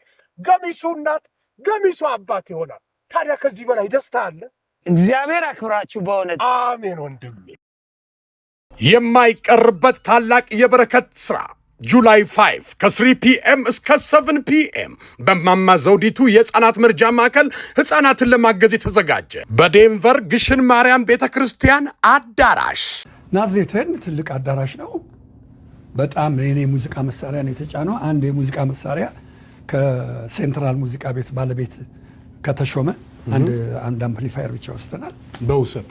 አዎ በቃ ስራው ሙሉ ኦርኬስትራ አውቀው ያንተ ነው። ስራው ተጀመረ። በጣም እንደ ጉድ ነው። አሁን እኔ ሰላም ለኢትዮጵያ ደረሰች እኔ ጋር ይሄ አሁን በህይወት ያለው የናዝሬት ህዝብ በዛን ጊዜ ልጅ የነበረው አሁን ትልቅ ሰው የሆነውን የሚያውቀው ሀቅ ነው። በጣም ብዙ ህዝብ ነበር እንዴ! አርቲስት ጥላሁን ገሰሰ በዛን ጊዜ አደጋ የደረሰበት ወቅት ነው። እሱ የለም። ማህሙድ አህመድ አለ፣ መልካሙ ተመጃ አለ፣ ሰለሞን ተካልኝ አለ፣ በጠቅላላ አሉ፣ ሁሉም አለ። አሁን የኔ ተራ ደረሰና የትላንት የዛሬ ሳይሆን ታሪካችን የሺህ ዓመታት ነው የአንድነት ውላችን ህብረታችን በአስመሳዮች ሴራ በመሰሪ ተንኮል እስቲ ቃል እንግባ እንዳንከፋፈል እስቲ ቃል እንግባ እንዳንነጣጠል ያ ሰላም በሉ ለሰላም ዘምሩ ሰላም በሉ እስቲ ተባበሩ ሰላም ለሀገራችን ሰላም ለሀገራችን ሰላም ለህዝባችን ሰላም ለህዝባችን ሰላም ለዓለማችን ሰላም ለዓለማችን ሰላም ቡ ምኑ ፈነዳ ቤቱ በሙሉ 3500 ዋት ለቀቁበት ቮልቴ ለቀውበት ጠቅላላ የሙዚቃ መሳሪያ እግዚአብሔር ከኔ ጋር አይደለ ያ ማይክሮፎን ከጀተሽ እንጥሎ ወደቀ በሙሉ ቤቱ ወደመ መብራቱ ህዝቡ ያለ ምን ጧፍ ከውጭ ተገዝቶ መጣ ሻማ ተገዝቶ መጣ እናንተን ሳናሳፍር ቤታችንን አንገባም ተብሎ አውቶቡስ አሳፈሩን የናዝሬት ህዝብ ደጉ መልካሙ የናዝሬት ህዝብ የማይረሳ ባለውለታዬ ሆቴላችን ድረስ አሳፈሩ እቃውስ ሳዩ ነደደ እዛው ቀረ በቃ ምንም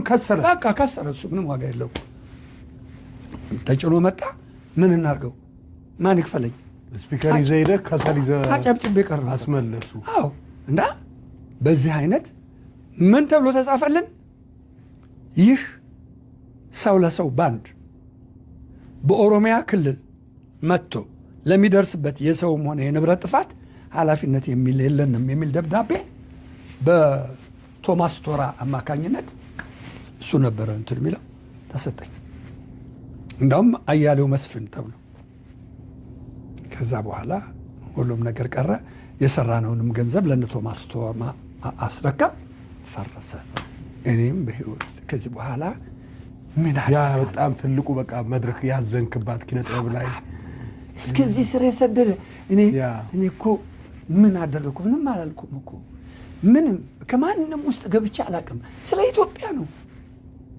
በእውነትም ደግሞ ትግራይን ደግሞ ከማንም በላይ ነው ያውቀዋለሁ የኢትዮጵያ ሰንደቅ ዓላማ የሚያምርባት የኢትዮጵያ ኦርቶዶክስ ሃይማኖት 24 ሰዓት የሚቀደስባት የሚዘመርባት አገር ትግራይ እማቃት እኮ በልጅነቴ እና እሷንም እነሱንም የነካሁት ምንም ነገር የለኝም ማንንም ግን ያመጡት አመራር ይዘው የመጡት ጭነው ያመጡት ያራገፉብን እርስ በርስ የመለያየት ነገር ስለሆነ ይህን በማድረጌ በቃ ድሃ ሆንኩኝ ህዝቡንም ታዘብኩት በእግሬ መኪና የማሰራበት ገንዘብ አጥቼ በእግሬ ሴት ክላክስ አድርገው አዩ ለኛ ያልፋል በቃ ማንም የረዳኝ የለም 5 ሳንቲም ማንም ወንድሜ እንኳን የማከብረው ወንድሜ ክፉን አሁንም የማልፈልገው እግዚአብሔር በህይወት በጤና እንዲያኖረው የብዙዎች አባት የብዙዎችን ባጠራቂ ነው የብዙዎችን የታመሙ ሰዎች ሀብቱን አፍስሶ ያዳነ የኢትዮጵያን ሰራዊት የመገበ ወንድሜ ነው እሱ እንኳን እንዳይረዳኝ እሱንም አቆራርጠውኛል በማላቀው ነገር ስለዚህ በጣም ድሃ ሆንኩኝ ተከፋሁ አዘንኩ በጣም ቤት ኪራይ የምከፍለው እስከማጣ ድረስ አቤት እባክህ እግዚአብሔር ይመስገን አሜን ከባድ ነበር አየህ እግዚአብሔር ይመስገን ከባድ ወጥቼ እንኳን ምንም ብዙ ትርፍ ባይኖረኝም በህይወት አለሁኝ የአሜሪካን መንግስት እድል ሰጠኝ በሰላም ወጥቼ በሰላም እገባለሁ አቅም በፈቀደ ሰርቼ እኖራለሁ ያም ድርጅት የተቃጠለ ከዛ በኋላ እኔ ኢትዮጵያ ሆኜ ባለቤቴ ድርጅታችን የነበረውን ቤት ሸጠችው ለምን እንደሆነ በወቅቱ ምንም ማቀው ነገር የለም ነው። እሷ የሸጠችውን ነገር ባለቤቴ ነች፣ መቀበል ነው ያለብኝ። በእንዲህ ያልን ኖርን። ብዙ ነገር ነው የደረሰብኝ።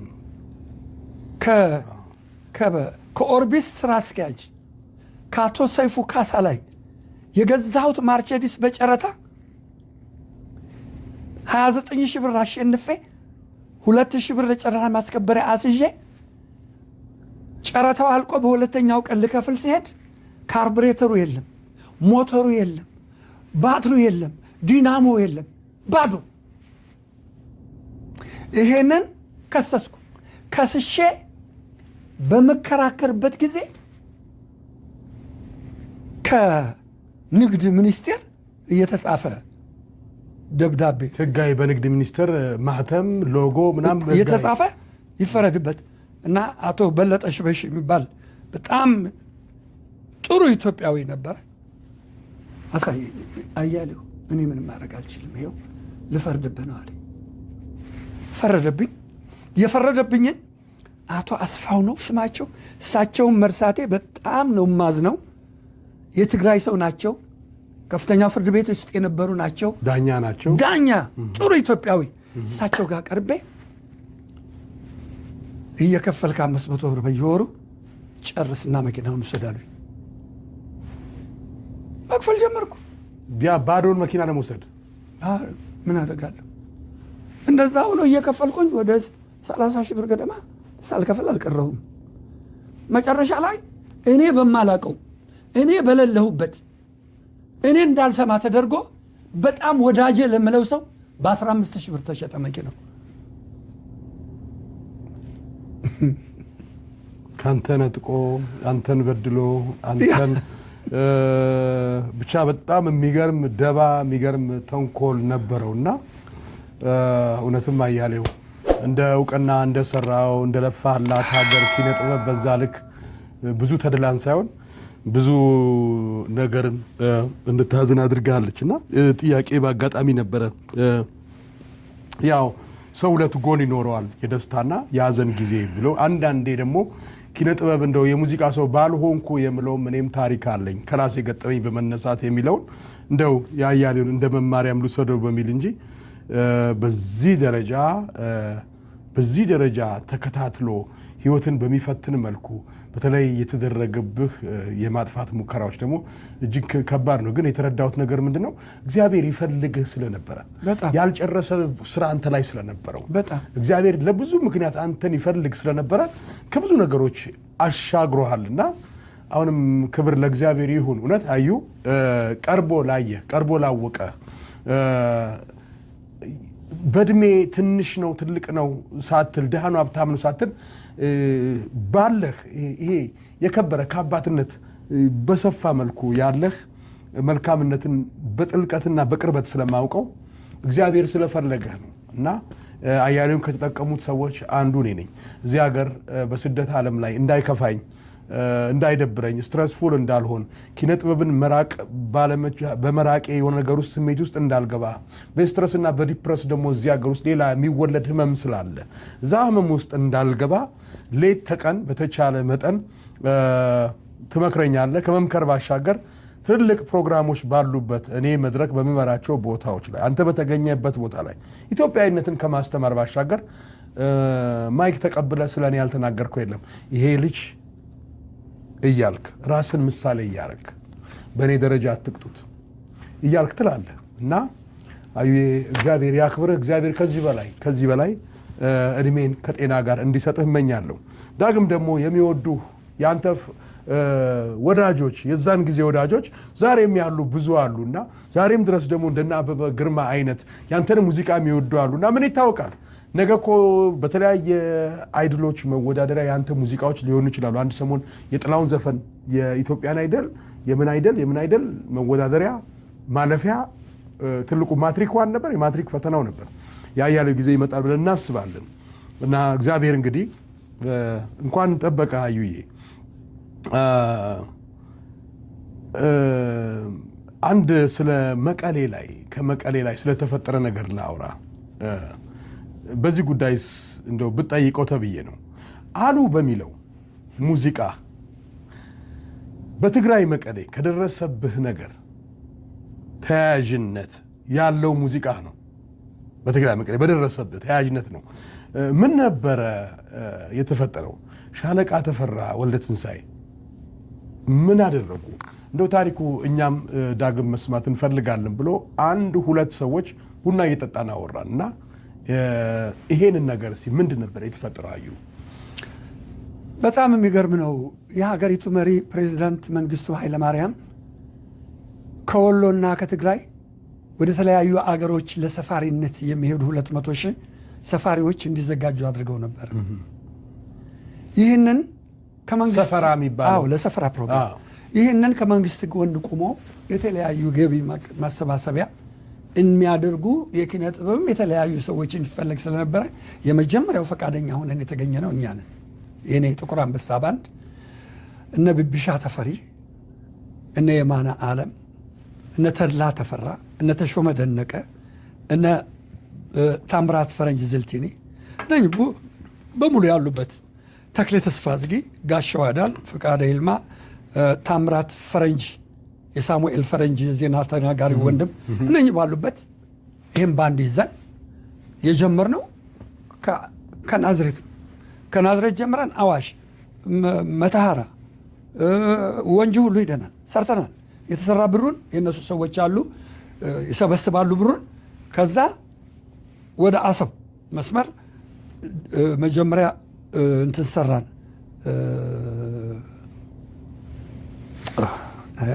እርጅና መጣ እንዴ? አልመጣም። አዩ አልመጣም። ቅድም እኮ አላቤ እኮ ምስጢሩ ምንድን ነው ብለዋልና አልመጣም። የሸንኮራ አገዳ ተክል ያለባቸው እዛ ቦታዎች 2 ቦታ ሰራን። ከዛ አሰብ ገባን። አሰብ ትልቅ ስራ ነው የሰራ ነው፣ ብዙ ገንዘብ ነው የተገኘው።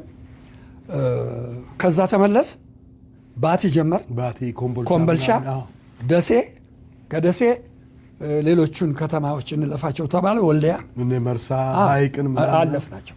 ወልዲያ ሰራን። ከወልዲያ ቆቦ፣ ከቆቦ ኮረም፣ ከኮረም ማይጫው፣ ከማይጫው መቀሌ ገባን። ብር እየተሰበሰበ ነው። ይህንን አድማሱ ሞላልኝና ከበደ አባቱ ስም ጠፍቶኛል፣ አሁን በህይወት አለ ከበደ። እነሱ የገንዘቡ የሚመሰበውን ገንዘብ ከሚይዙ ሰዎች ጋር ነው እነሱ ናቸው። መቀሌ ስንገባ ደርግ ከቻይና ጋር የነበረው ወዳጅነት በርዶ ሳይሆን ሙቶ ማኦን የሚያወግዙበት ቀን ነበረ። ማኦን ያወግዛሉ ተሰብስበው። የቻይናውን መሪ ነው። አዎ ያወግዛሉ። ያ ፍቅር አልቆ መቀሌ ከተማ ስንገባ መቀሌ ከተማ ስታዲዮም ይዘውን ገቡ። ህዝቡን ነው ይዘው የገቡት ማኦን ለመቃወም። ማኦንማ ህዝቡ እየተቃወመ ነው እዛ ስታዲየም። እኛን ደግሞ ይዘውን ገቡ። ተከታዮች አሉን፣ ወታደሮች አሉን፣ መሪዎች አሉን። በፓትሮል ተከበል ነው በሚገባ እና ይዘውን ገቡ። 100 አለቃ ደስታ የሚባል እንግዲህ ብትወዱትም ብትጠሉትም እውነት ስለሆነ እውነት መነገር አለበት። ቤተሰቦቹ ልትኖሩ ትችላላችሁ። አዝናለሁ በጣም። 100 አለቃ ደስታ የህዝብ ድርጅት ተጠሪ ነው። በዛ መቀሌ ያለው ህዝብ ለካስ መከራውን እያየ ነው። እንደገባን ስታዲዮም ላይ ማይክሮፎን ተቀብሎ ከፒያሳ ተሰባስበው የመጡ የኢሃፓ ጀሌዎች ዛሬ ማታ ይደመሰሳሉ አለ። እናንተን እኛ እኔ አጠገቡን አያቀኝም። ማይኩን እንዲያርጎት ነበር አነሳውና ወንድማችን የተናገረውን ሁላችንም ሰምተናል። የተከበረው የትግራይ የመቀሌ ከተማ ህዝብ አክብረነው ወደነው በኢትዮጵያዊነቱና በኢትዮጵያዊነታችን ከፊቱ ቁመን ኢትዮጵያዊነትን ልንዘምር፣ አንድነትን ልንዘምር፣ ኢትዮጵያዊነትን ልንሰብክ፣ አንድነትን ልንሰብክ፣ ጥላቻን ልናስወግድ የመጣን እንጂ ከፒያሳ ተሰብስበን የመጣን የኢሃፓ አባሎች አይደለንም። ወንድሜ የተሳሳተ ንግግር ነው የተናገረው፣ ይጠየቅበታል። ነገር ግን እኛ በክቡር የሀገሪቱ ፕሬዝዳንት መንግስቱ ኃይለማርያም አለ በቃ መንግስቱ ኃይለማርያም መሪነት ስሙ ሲጠራ አዎ በኮሎኔል ዘመነ የበላይ በኮሎኔል አሸብር አማረ እና በሀገሪቱ በትግራይ ክፍለ ሀገር የሀገሪቱ ፕሬዝዳንት የትግራይ ክፍለ ሀገር አስተዳዳሪ በሻለቃ ተፈራ ወልዳ ተንሳይ ሁሉ ነገር የታወቀ እንጂ የኢሃፓ ጀሌዎች አይደለንም። ጥሩ አድርጎ ነው ያዋረደን፣ ከህዝባችን ጋር ያለያየን። አሁንም እንድታውቁልን የምንፈልገው እኛ የትግራይን ህዝብ አክብረን ከወሎና ከትግራይ የሚነሳውን ሰፋሪ ቁሳንቁስ የሚገዛበት ገንዘብ አሰባስበን ለመስጠት በነፃ ከምግብና ከምኝታ በስተቀር በነፃ ልንሰራ ነው የመጣ ነው እና በዚህ ጉዳይ ገና እንቀጥልበታለን። ግን ህዝባችን እንዲያውቅልናል። አጨበጨበ ህዝቡ ተነሳ። ከዛ አለ ጉድ መጣ። አዱሊስ ሆቴል የሚባል አለ። የዛለት 12 ሰዓት አሁን 12 ሰዓት አለ የመጨረሻው 12 ሰዓት የጀመርን ስብሰባ ከሌሊቱ 11 ሰዓት ተለያየን። ሂስና ግለ ሂስ የሚባል እና የዛን ዕለት እኔ አሉ የሚል ሙዚቃ አዘጋጀው። እዚህ አለ አሁን ዛሬ ትሰማዋለህ። ከህዝብ ድርጅት አስመሳዮች አሉ፣ ከደርግ አካባቢ አስመሳዮች አሉ፣ ከወታደር ክፍሎች አስመሳዮች አሉ፣ ከፖሊስ ክፍሎችም አስመሳዮች አሉ፣ ከአስተዳደር ክፍሎች አስመሳዮች አሉ፣ ብቻ ከቀበሌ ማህበር፣ ከሴቶች ማህበር፣ ከወጣት ማህበር አስመሳዮች አሉ፣ ከኪነት ጓዶችም አስመሳዮች አሉ። ተራማጅ ይመስል ይፍጨረጨራሉ፣ የሆነ ያልሆነ ይቀባጥራሉ፣ ቀይ ባንዲራ ይዘው ያለበልባሉ፣ ያንን ቀይ ባንዲራ ይዘው ይዋጋሉ፣ የንጹሕን ሰው ደም ከንቱ ያፈሳሉ ይላል። የትግራይ የመቀሌ ከተማ ህዝብ 5 ቀን ነው፣ በአንድ ቀን በ4 ሰዓት ትጠፋላችሁ። 5 ቀን በተደጋጋሚ ነው ያ የትግራይ አዳራሽ የመቀሌ ትልቁ አዳራሽ እየሞላ ሰው በቃ ይሄን ወይ ጉድ ከናንተ ጋር ሆነ። በጣም እንደዚህ አሳይተን ያም ሰውዬ ከዛ ስልጣኑ ተነስቶ ወደ አዲስ አበባ መጣ። ከዛ በኋላ ያለውን አላቅም፣ ግን የትግራይን ህዝብ ከህዝብ ድርጅት ገዳይነት የገላገል ነው እኔና የኔ ባንድ ነን። ግን ይሄንን ማንም አይናገርም፣ ማንም። ምክንያቱ ምንድን ነው ሲባል አያሌው መስፍን የትግራይቷ የሚለው ዘፈኑ ከትግራይ ከመቀሌ ከተማ ከእንዳ ኢየሱስ አስነሳት፣ ከተማውን ሁሉ ወረዳውን ሁሉ አዞረ፣ ተከዜና አሻግሮ ጎንደር አስገባታል፣ ሱዳን አስገባታል። የትግራይቷ በሚለው ዘፈን ሁለተኛ ተክለ ተስፋ አስጊ ትምህርት ገዲፈ የሚል ወጣቱን የሚቀሰቅስ ጫካ የሚያስገባ እነኚህ ሁለት ሰዎች ናቸው። ስለዚህ እኔ እንደዛ መስሎኝ ነው። ይቅርታ ይደረግልኛል። ይቅርታ የለም፣ ወሰዱት እንጃለት። ይሄ ነው ታሪኩ። ዋው! ሞት አዋጅ እዛው መድረክ ላይ ታውጆባችሁ፣ እግዚአብሔር ደግሞ አይታል። ቅድም ያልኩ ነገር ነው። ሻለቃ ተፈራ ወልዳ ምን አሉ እዛ ስብሰባ ላይ? እባካችሁ ይቅርታ፣ እኔም 30 ጊዜ በሰዓት በቀን 30 ጊዜ ስንተቻች ነው ምን ብለዋል። በዚህ አጋጣሚ የምንገኘው ዶርዜው ቲዩብ ላይ ነው። በጣም ቆንጆ ጨዋታ የተጫወትን እንዳለን ይሰማኛል። ትክክልም ነን። ከተወዳጁና ከአንጋፋው ስለ ኢትዮጵያ ብዙ ካለው ስለ ሰዎች፣ ስለ ሰላም፣ ስለ ፍቅር፣ ስለ አንድነት፣ ስለ ተካፍሎ መብላት፣ ስለ መጋራት ብዙ ነገር ብሎ አዚሟል። ከእናት ፍቅር እስከ ሀገር ፍቅር፣ ስለ ተፈጥሮ፣ ስለ ሁሉ ዘፈን መቆም ካለበት በእነሱ ዘመን አይዲያ አልቋል። ሁሉም ተብሏል። ስለ ብረትና ስለ እንጨት ፍቅር እንጂ። ዛሬ ከተወዳጁ አንጋፋው አርቲስት አያሌው መስፍን ጋር ነን። ቆንጆ ጊዜ እንደሚሆን እርግጠኛ ነኝ። ሰብስክራይብ አድርጉ፣ ዶርዜው ቲቪን ላይክ፣ ሼርና ሀሳባችሁን አጋሩን። ሀሳብ አለን። ሀሳቤ እዚህ ቢነገር ይሸጣል፣ ሀሳቤ እዚህ ቢነገር ብዙዎችን ያንጻል፣ ያስተምራል የምትሉ ሰዎች ከስር ባለው ስልክ ብትደውሉ የቴክኒክ ክፍላችን መልስ ቶሎ ይሰጣሉ። እዚህ ቁጭ ብለን ከኛ ጋር ጨዋታ እንጫወታለን።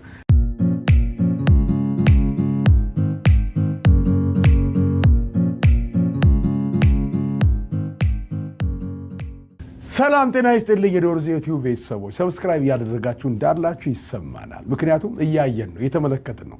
ከየት ሀገር እንደምትመለከቱን ሀሳብ አስተያየታችሁን ስጡን። መስተካከል ያለበት ቢታረም የምትሉትንም በዛው ጻፉልን። ሼር ለቤተሰቦቻችሁ ለጓደኞቻችሁ አድርጉልን። በላይክ ጀምሩት። የምንገኘው ዶርዜው ቲዩብ ላይ ነው ከተወዳጁ ከአንጋፋው አርቲስት አያሌው መስፍን ጋር። ናሽናል ፓርክ ሳይሆን ናሽናል ፓናሶኒክ ነው ያለ ነው። እንግዲህ የቴፕ ነገር ሲነሳና የሙዚቃ ቤት ነገር ሲነሳ ለባለቤቱ መልቀቅ አስፈላጊ ነው። መስፈን ብቻ ሳይሆን ቴፖች እንዴት መስራት እንዳለባቸውም ያውቃቸዋል። እና የቆየ ቴፕ ነው ከቆየ ካሴት ከሲስተሙ ጋር አልወጣም ብለን በዩቱብ ላይ የሌሉ ነገር ግን አርቲስቱ ብዙ መስዋዕት የከፈለባቸው እንደ መንግስታትን እንደ መሪዎችን ያስቆጣ ሙዚቃዎች የህዝብን ስሜት ብሶትን በዜማና በግጥም የገለጸበት ግን ብዙ ነገር የተከፈለበት ሙዚቃ ነው። አብረን እንሰማዋለን። አዩዬ ስለዚህ ሙዚቃ ግን ማለት ያለብን ብትል መጀመሪያ ከመከፈቱ በፊት እነዚህ ሙዚቃዎች ተሰርተው 4000 ካሴት ለህዝብ ሰጥቼ ከሀገር ልወጣ ስል ተያዝኩኝ፣ ታሰርኩኝ። ሙዚቃዎቹም ተቃጠሉ። የሙዚቃ መሳሪያ፣ መኪናዎቼ፣ ገንዘቤ፣ ወርቄ ተወሰደ። እንደገና ደግሞ ልትወጣ ስትል ሁሉ ተነጠቅ። ይሄ የደርግ ነው፣ በደርግ ነው። ስለዚህ ይሄ መቀሌ ላይ የሰራ ነው። ግን ስራዎቹ አንድ ላይ ተሰባስበው በ70 ዓመተ ምህረት ለህዝብ ሊቀርቡ ነበረ። ያ ግን አጋጣሚ ቅድም ያልኩህ አብረው እየበሉ አብረው እየጠጡ መስለው የሚገሉ ሰዎች ነበሩ። ልክ ከኔ ጋር እነሱ አስያዙኝ እና ታሰርኩኝ።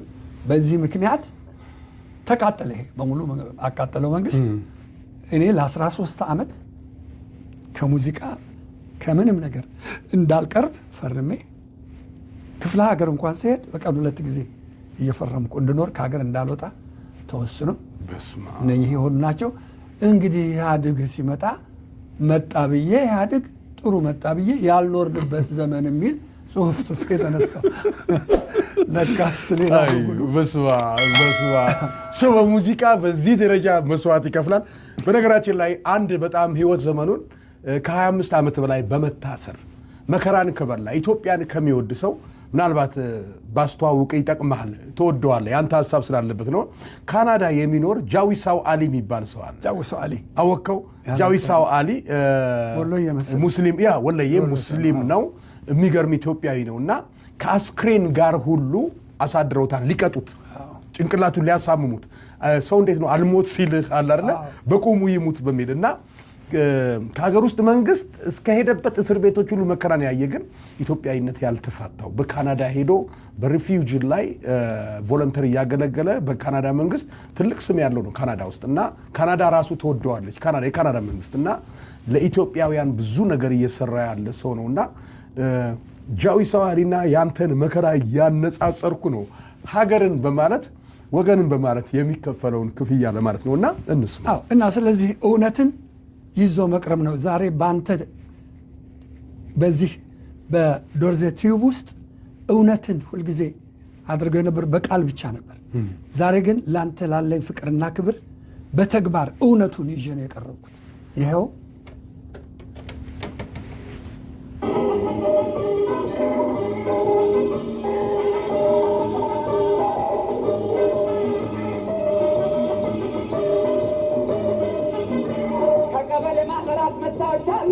አሉ አሉ አሉ ከወዛደር ማህበር አስመሳዮች አሉ አሉ አሉ ከደርግ አካባቢ ማስመሳዮች አሉ አሉ አሉ ከኪነት ጓዶች ማስመሳዮች አሉ አሉ አሉ ከሴቶች ማህበር አስመሳዮች አሉ አሉ አሉ ከወጣት ማህበር አስመሳዮች አሉ አሉ አሉ ከገበሬ ማህበር አስመሳዮች አሉ አሉ አሉ ከአስተዳደር ክፍሎች አስመሳዮች አሉ አሉ አሉ ከወታደር ክፍሎች አስመሳዮች አሉ አሉ አሉ ከኪነት ጓዶችም አስመሳዮች አሉ አሉ አሉ ከህዝብ ድርጅት አዮ አስመሳዮች አሉ አሉ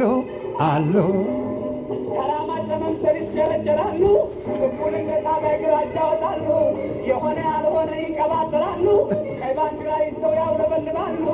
ቀይ ባንዲራችን ዙረው ይዋጋሉ። ለጊዜው ነው እንጂ መች ነው ያጣሉ። በታጋይ ልጆች ግን ይደመሰሳሉ፣ ይደመሰሳሉ፣ ይደመሰሳሉ፣ ይደመሰሳሉ። ይጨርስ። አያልቅም፣ ትንሽ ነች። ይጨርስ።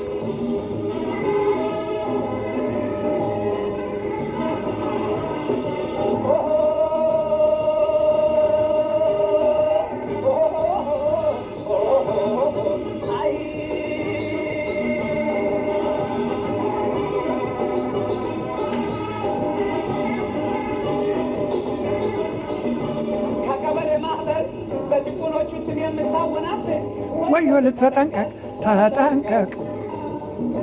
ከሴቶች ማህበር በጭቁኖች ስር የምትነግጂ በጣም ተጠንቃቂ ተጠንቃቂ። በስማ አዩ ማለት ማነህ መሰለ? የዛ ዘመን ቴዲ አፍሮ ነበርክ። ብዙ ሰዎች የማይደፍሩትን ምናልባት ከሀገርም ወጥተው በሰው ሀገር ሆነው እንኳን መንግስትን መተቸት ወይም ደግሞ መተቸት ሳይሆን ለማረም መሞከር። መተቸት ማለት እንደው ዝም ብለህ አጠቅምም ሳይሆን ማስተካከል ያለባቸውን ብልህ ሰው የራሱ የቴዲ አፍሮ ጃስተሰር አልበሙ ላይ ከኋላ ከቨሩ ላይ ምን ይላል መሰለ? ኢትዮጵያ የተራበችው የተማረ ሳይሆን የተባረከ ነው ይላል። ኢትዮጵያ የተራበችው የተማረ ሳይሆን የተባረከ ነው። ቅድሚያ የተባረከውን ይስጠን፣ የተማረውም ከሆነ ደግሞ በአንድ ድንጋይ ሁለት ወፍ ይላል። ከዛ ከስር ምን ይላል? ኢን ብራኬት በቅንፍ ውስጥ ብልህ ሰው ታናሹን ይሰማል ይላል። ብልህ ሰው መንግስት ትልቅ ነው አይደል? ሌላው ህብረተሰቡ ነዋሪው ማለት ህብረተሰቡ ነው አይደለ? መንግስት ብልህ ቢሆን የዛ የህብረተሰቡን ድምፅ በሰማ ቁጥር ብዙ ዓመት እንዲነግስ ብዙ ዓመት ዙፋን ላይ እንዲቆይ እንደው ስልጣን አስፈላጊ ከሆነ ስልጣኑ ኢምፖርታንቱ ከሆነ ለመንግስት የህዝብን ጥያቄ በአግባቡ እየወሰደ ቢመልስ ይህ መንግስት የተነገረውን ይመልሳል እየተባለ ይቆያል። እና ምናልባት እንደዚህ አይነት ነገሮች አገራችን ላይ አፍሪካ ላይ አይፈለግም። ተናጋሪ እውነትን የሚናገር ህዝብ ውስጥ እንደው የታፈነ ድምፅ ሆኖ እንዲቀር ይፈለጋል። እና አያሌው መስፍን ማለት ለእኔ የዚያ ዘመን ቴዲ አፍሮ ነው። ፊት ለፊት በኪነ ጥበብ ሌሎች ብዙ አሁን ከኪነት አስመሳዮች አሉ ከመንግስት ጋር ሆነው የህዝብን ድምፅ የሚቀሙ አሉ፣ ከአርሶ አደሩም አሉ፣ ከገበሬውም አሉ። እና የአሽሙር ሰው አይደለህም፣ ግልጽ ነህ፣ ፊት ለፊት ነህ። ምናልባት የፊት ለፊት የምትሄደው ነገር ነው ብዙ ዋጋ ያስከፈለ ብዬ አስባለሁ። ግን ደግሞ አእምሮ ሰላም የሆነ ይመስለኛል። ንጹህ ህሊና ምቹ ትራስ ነው አይደለ? ውስጥ ያለውን ነገር ይዘህ ሆድን አላመመህም። መናገር ያለብህን ተናግረሃል። ማውጣት ያለብን ነገር አውጥተሃል። ከሁሉም ማህበረሰብ ጋር ሰላም ነህ። ከሁሉም እምነት ተቋም ጋር ሰላም ነህ። ችግርህ ወይም ደግሞ እርማት ልሰጥ የፈለግከው እንደው ገዢ ፓርቲዎች ላይ እንደው ግለሰቦች ናቸው መሪዎችን ነው። እና በጣም የምትገርም ሰው ነህ። የሰው መመሳሰል ብዬ ነው ለካ በየዘመናቱ ቴዲ ማይደገም ይላሉ እንጂ የነበረው ቴዲ ነው የመጣው። ምን መሰለህ ህብረተሰባችን የሰራለትን የደከመለትን የመርሳት ባህሪው ከፍተኛ ነው። ያ ስለሆነ ነው እንጂ ከኔ በላይ አሉ እነ ጥላሁን ገሰሰ፣ እነ ታምራት ሞላ፣ እነ ማህሙድ አህመድ እና አለማየሁ እሸቴ ስንት ታሪክ የሰሩ። ግን ታሪክ የሰራህለትን ሰው በትንሽ ጥቁር ነጥብ ቶሎ ብለህ ማጥፋት፣ መደምሰስ፣ መርሳት፣ ችግሩን ለብቻ ጥንካሬውን ለብቻ አይደለም ነው። የለም በትንሽ ችግር የገነባውን ሁሉ የሚያፈስ ያ ስለሆነ ነው እንጂ ኧረ ነበሩ ስም ያስጠሩ ኢትዮጵያን። ይሄ ዘፈን ግን ወጥቶ ቢሆን ኖሮ ደግሞ ምን አይነት ስሜት ነው? ቴዲ ትላንትና ነው የመጣው፣ ልጃችን ነው። ግን ከሱ በፊት ነበሩ እንጂ ነበሩ። በጣም አይ ስታመሳስለው እነዛን ሰዎች በውስጥ እያቸው ነበሩ እንጂ በጣም ኢትዮጵያን ያኮሩ የኢትዮጵያን ሰራዊት ከጎኑ መክተው ጃሮ መገን እያሉ ስንት ታሪክ የሰሩ እና አሉ ብዙ ቢለቀቅና እጃቸው ብትገባ ደግሞ ብዙ ያስደርግህ ነበረ። ምናልባትም በአሉ ላተርፍ ትችላለህ። ብዙ ሙከራዎች እንደተደረገበት አያሌው ብዙ ሞቶችን እንዳመለጥከው እግዚአብሔር ከጎን ሆኖ በክንፉ በቃ አላል እየከለለህ በተለያየ ነገር መለዩ አልብሶ ያሳለፈም እግዚአብሔር ነው። አይዲያ ሳይቶ ያሳለፈም እግዚአብሔር ነው። በብዙ መንገድ አልፈዋል። የሞትን ጽዋ ከመቅመስ ተሻግረሃል እና ምናልባት አሉ ደግሞ በጣም በብዙዎች እዛ መቀሌ እዛው መቀሌ እዛው ትግራይ ኖ አፄ ዮሐንስ አዳራሽ ነው ጠፍቶኛል። እዛ ላይ ነው የተሰራው። ህዝቡ ያበደበት ነው። ቁስሉን ስትነካው ስትነግረው የኢትዮጵያ ህዝብ ይሰማዋል። እብድ ነው የሆነ። ከዛ በኋላ ያ ሰውዬ ተሸኘ። ይህን ይመስላል እንግዲህ። ከዚህ ውስጥ ዋናው ደግሞ ትልቁ አንተ እጅ ላይ ያለ መሰለኝ ጥያቄ። ምናልባት ሰዓታችንንም እንደው እንትን ለማለት ብዙዎችን መተናል። ከሙዚቃው በፊት አላጎበድድም ቅድም ያነሳናት ሀሳብ መሰለች። አላጎበድድም በምላስ በሰለ እነዚህን አንሰናቸዋለን። እነዚህን ሀሳቦች ናቸው። ግን ሞር ደግሞ አልሰማም ወይ ወገኔ? ኦኬ እሱ ሙዚቃ አዳምጠን እንመለስና ከዛ በፊት ግን አንድ እንደው ከሙዚቃው በፊት ስለ አንድ ነገር ላንሳለህ። ውዷ ባለቤት የልጆች እናት ብዙ ህዝባዊ በዓል ባለበት ቦታ ላይ አያሌው መድረክ ከያዘ ሁለት ነገርን ያነሳል። አንድ ኢትዮጵያን የሚወደውን ማህበረሰብና የሚወዳትን የልጆቹን እናት ቆንጆዋን፣ ልበቀናዋን፣ ደጓን፣ አዛኛዋን። እኔ እንኳን በአጭር ጊዜ ዴንቨር በመጣሁበት ጊዜ የማይነጥፍ ክብር ነው የሰጠችኝ። ስትወድ ከልቧ ነው ደውላ የምታስታውስ። ኢቭን አዲስ ስራ እንኳን እንዲህ አይነት ስራ ለምን አትሞክርም ብላ እንደው ጉዳዩ አድርጋ የምትደውልልኝ ናት። እና አይ ነው ብዙ ስሜትን አፈን አድርገን እንደ ጥያቄ እንድትመልሰው ፈልጋለሁ። በቅርብ ያጣናት የምንወዳት የእኛም እህታችን ያንተም ውድ ባለቤት የልጆች እናት ናት። እና ስለ ሄለን ሲነሳ ሄለን አዲስ አበባ ውስጥ በዘመኗ ምናልባት በወጣትነት ዘመኗ ቆንጆ ከሚባሉ ልዕልት ከሚባሉ ሴቶች ተርታ ውብ ነች። አያሌውን በዘመኑ ደግሞ ዘፈን ከተሳካለት ሰው፣ የሰው መውደድ ከተሳካለት ሰው አያሌው ነው። ቆንጆ ነው፣ የተሳካለት መልከ መልካም ወንድ ነው ይባላል። ሁለት ጥያቄ አለኝ። አንደኛው ያቺን ውቧ የሆነችዋን የልጆችን እናት ሚስት በወጣትነት ዘመኗ ባገኛት ጊዜ ልቡ እንዴት ነበር? ትርክክ አላለም ወይ? ይሄን ነገር ስሜቱን ቢያጋራል። ሁለተኛው ሄለን በጣም ሰውን አብዝታ ከመውደዷ የተነሳ ሰውን መጋበዝ ካለመሰልቸቷ የተነሳ ሰውን ስትቀርብ ከልቧ ስለሆነ ፍቅሯ የውበቷን ያህል የሚለካ ስለሆነ እንደው ከውድ ባለቤቷ ከአያሌው ጋር እንደው ኖርማል ነው አሉ 100 ሰው 150 ሰው ጠርቶ ቤት ምግብ አዘጋጅቶ ደግሶ ማብላት ኖርማል ነው የነሱ የሚል ነገር ነበርና እንዴት ነው በዚህ ደግነት ውስጥ ያያሌውም አለ የሄለንም አለ? ምን ነበር እርካታው ከሰው ጋር ተሰባስቦ ይሄን ነገር ማድረጉ? ሁለቱም ነገር እስቲ።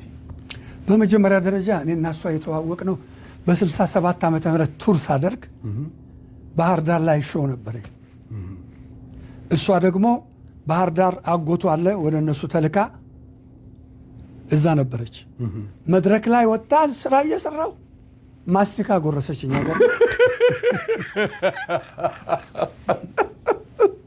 ካፏ። አቶ ጌታቸውና ወይዘሮ ሳባሽ ድል ነሳው ይባላሉ። እነሱ ጋር ነው ያለችው። ማስቲካ ጎረሰችኝ። እኔም ስራዬን ነው እንጂ ልብ አላልኩም ነገሩን። ስራዬን ነው እና ባስኮን በላው በዛው ቶሎ ብዬ ጥፍቼ እንዴት እየዘፈንክ ነው ጣልኩት። የሚገርም ኪሴ ነው የከተትኩት። ልብሱ ተበላሸ። በቃ መጨረሻ እዚህ አስወጥቼ ያን ኪስ ሌላ ኪስ አስደረግኩበት ስለተበላሸ። ከዛ አገር ዙረን ስንመጣ የታምራት ፈረንጅ ዝልቲኒ ባለቤት የወዲት ከበደ የእናቷ የወንድም ልጅ ነች። ከኛ ጋር ሁልጊዜ 24 ሰዓት ከኛ ጋር ነች። ለምን? ባለቤቷ ትራምፔቲስት ነው፣ እኔ ባንድ ጋር እና ትነግረኛለች ስለሷ። የኔን ለሷ ትነግራለች፣ እሷ ለእኔ ትነግራለች። እንዲህ ስንል ተገናኘን። እንዴት ተገናኘን? 70 ዓመተ ምህረት ከውጭ ከአረብ ሀገር መጣ አልበምና ምናምን ልትሸጥ በእህቷ አማካኝነት በሙኒቱ አስፋው አማካኝነት ይዘው ሙዚቃ ቤት መጡ። ሳያት በቃ ሌላ ሆንኩኝ። ተሳሳምን እንደሚተዋወቅ እቤት አደረስኳቸው። ከዛን ጊዜ ጀምሮ እንግዲህ ተጣመርን አብረን። እንደ አጋጣሚ ወደ አሜሪካን ሄደች። አሜሪካንም ሆና እንጻጻፋለን፣ እንደዋወላለን። አሁን በ90 በኢትዮጵያ አቆጣጠር በ97 ሐምሌ ላይ 97 ወደ 7 ሐምሌ ላይ ከአሜሪካን መጣች። ከ97 ሐምሌ ጀምረን እንደ ወዴት ነው የሚሄደው? ከ87 ከኢትዮጵያ 87 ኤፍሬም ታምሩ ዘፈን የለቀቀበት ጊዜ ጀምረን እስከ ህይወት እስከተለያየን ድረስ አብራችሁ ኖራችሁ አብረን በጣም ማከብራት በጣም ወዳት እንደ እግዚአብሔር የማምናት ሴት ነች። አይገርምም? ሰው እግዚአብሔርን ይላል። እኔ ከእግዚአብሔር በታች ከእሷ በላይ ማምነው የለኝም በምንም አይነት ተአምር። ያለችኝን ሁሉ አምናለሁ። ሁሉም ነገር ለእሷ ነው የምተው። ምንም ብትጠይቀኝ ለእሷ ነው የምተው። ብትሸጠው ብትለውጠው ለእሷ ነው የምተው። እንግዲህ ሞት 5 ዓመት አስታምሜያታለሁ። ሲከፋት ከፍቶኝ፣ ስታዝናዝኝ፣ ስታለቅስ አልቅሼ ጎንበስ ቀና ብዬ ከልጄ ከነቢዩ አያሌው እንደገና ደግሞ ህይወት መጣች። ከህይወት አያሌው ጋር አስታምናት ህይወት መጨረሻው ኤሪያ ህይወት የመጣችው እና ግን እግዚአብሔር አልፈቀደም። ይበቃል። ተሰቃየች፣ በጣም ተሰቃየች፣ በጣም ስለዚህ እግዚአብሔር ያደረገው ከመቀበል በቀር ምን እላለሁ? አሁን ዓመቷ ሊመጣ ነው። 21 ቀን ቀር እንዘክራታለን። እግዚአብሔር እናስታውሳለን። አሜን አሜን። ቻችንን እግዚአብሔር ይባርክ። አሜን እግዚአብሔር ይመስገን። አሜን። ብዙ ጥላን የሄደችው ደግነት አለ። እሷ የምትወደውን ነገር ምን ይባላል? ያው እንግዲህ የምትወደው ሰው የኔ የምትለው ሰው ያልፋል። ሰው በቤተሰቡ ያለውን ነገር በህይወት ሊያጣ ይችላል። ግን የነሱን እንትናቸውን ነው በሚወዱት ነገር የነሱን ሌጋሲ ማስቀጠል ነው እና ደግነት አላት የበዛ፣ ሰው መውደድ አላት የበዛ፣ አሳቢነት አላት የበዛ። እነዛን ነገሮች በምትወደው ነፍስየዋ ደስ እንዲለው የእሷን ሌጋሲ እናስቀጥላለን፣ እናስባታለን፣ እንዘክራታለን። ነፍሷን በድጋሚ ማር፣ አንተንም እግዚአብሔር ያበርታ ከነመላው ቤተሰቦች። ከዛ ውጭ ድግሱስ እንዴት ነበረ? ይሄ 150 100 ሰው ደግሶ እንብላ እንጠጣ ማለት ኖርማል ነበረ። አያሌውና ሄሉ ጋር ይባላል እና ይሄ እንግዲህ ቤት ገብቶ የብር ወጨት ሰባሪ ያልሆኑ ሰዎች ምስክርነት ነው። ብዙዎች ነው ይሄን ያሉት። አልተሳካልንም እንጂ አንድነትን ለመፍጠር ነበር።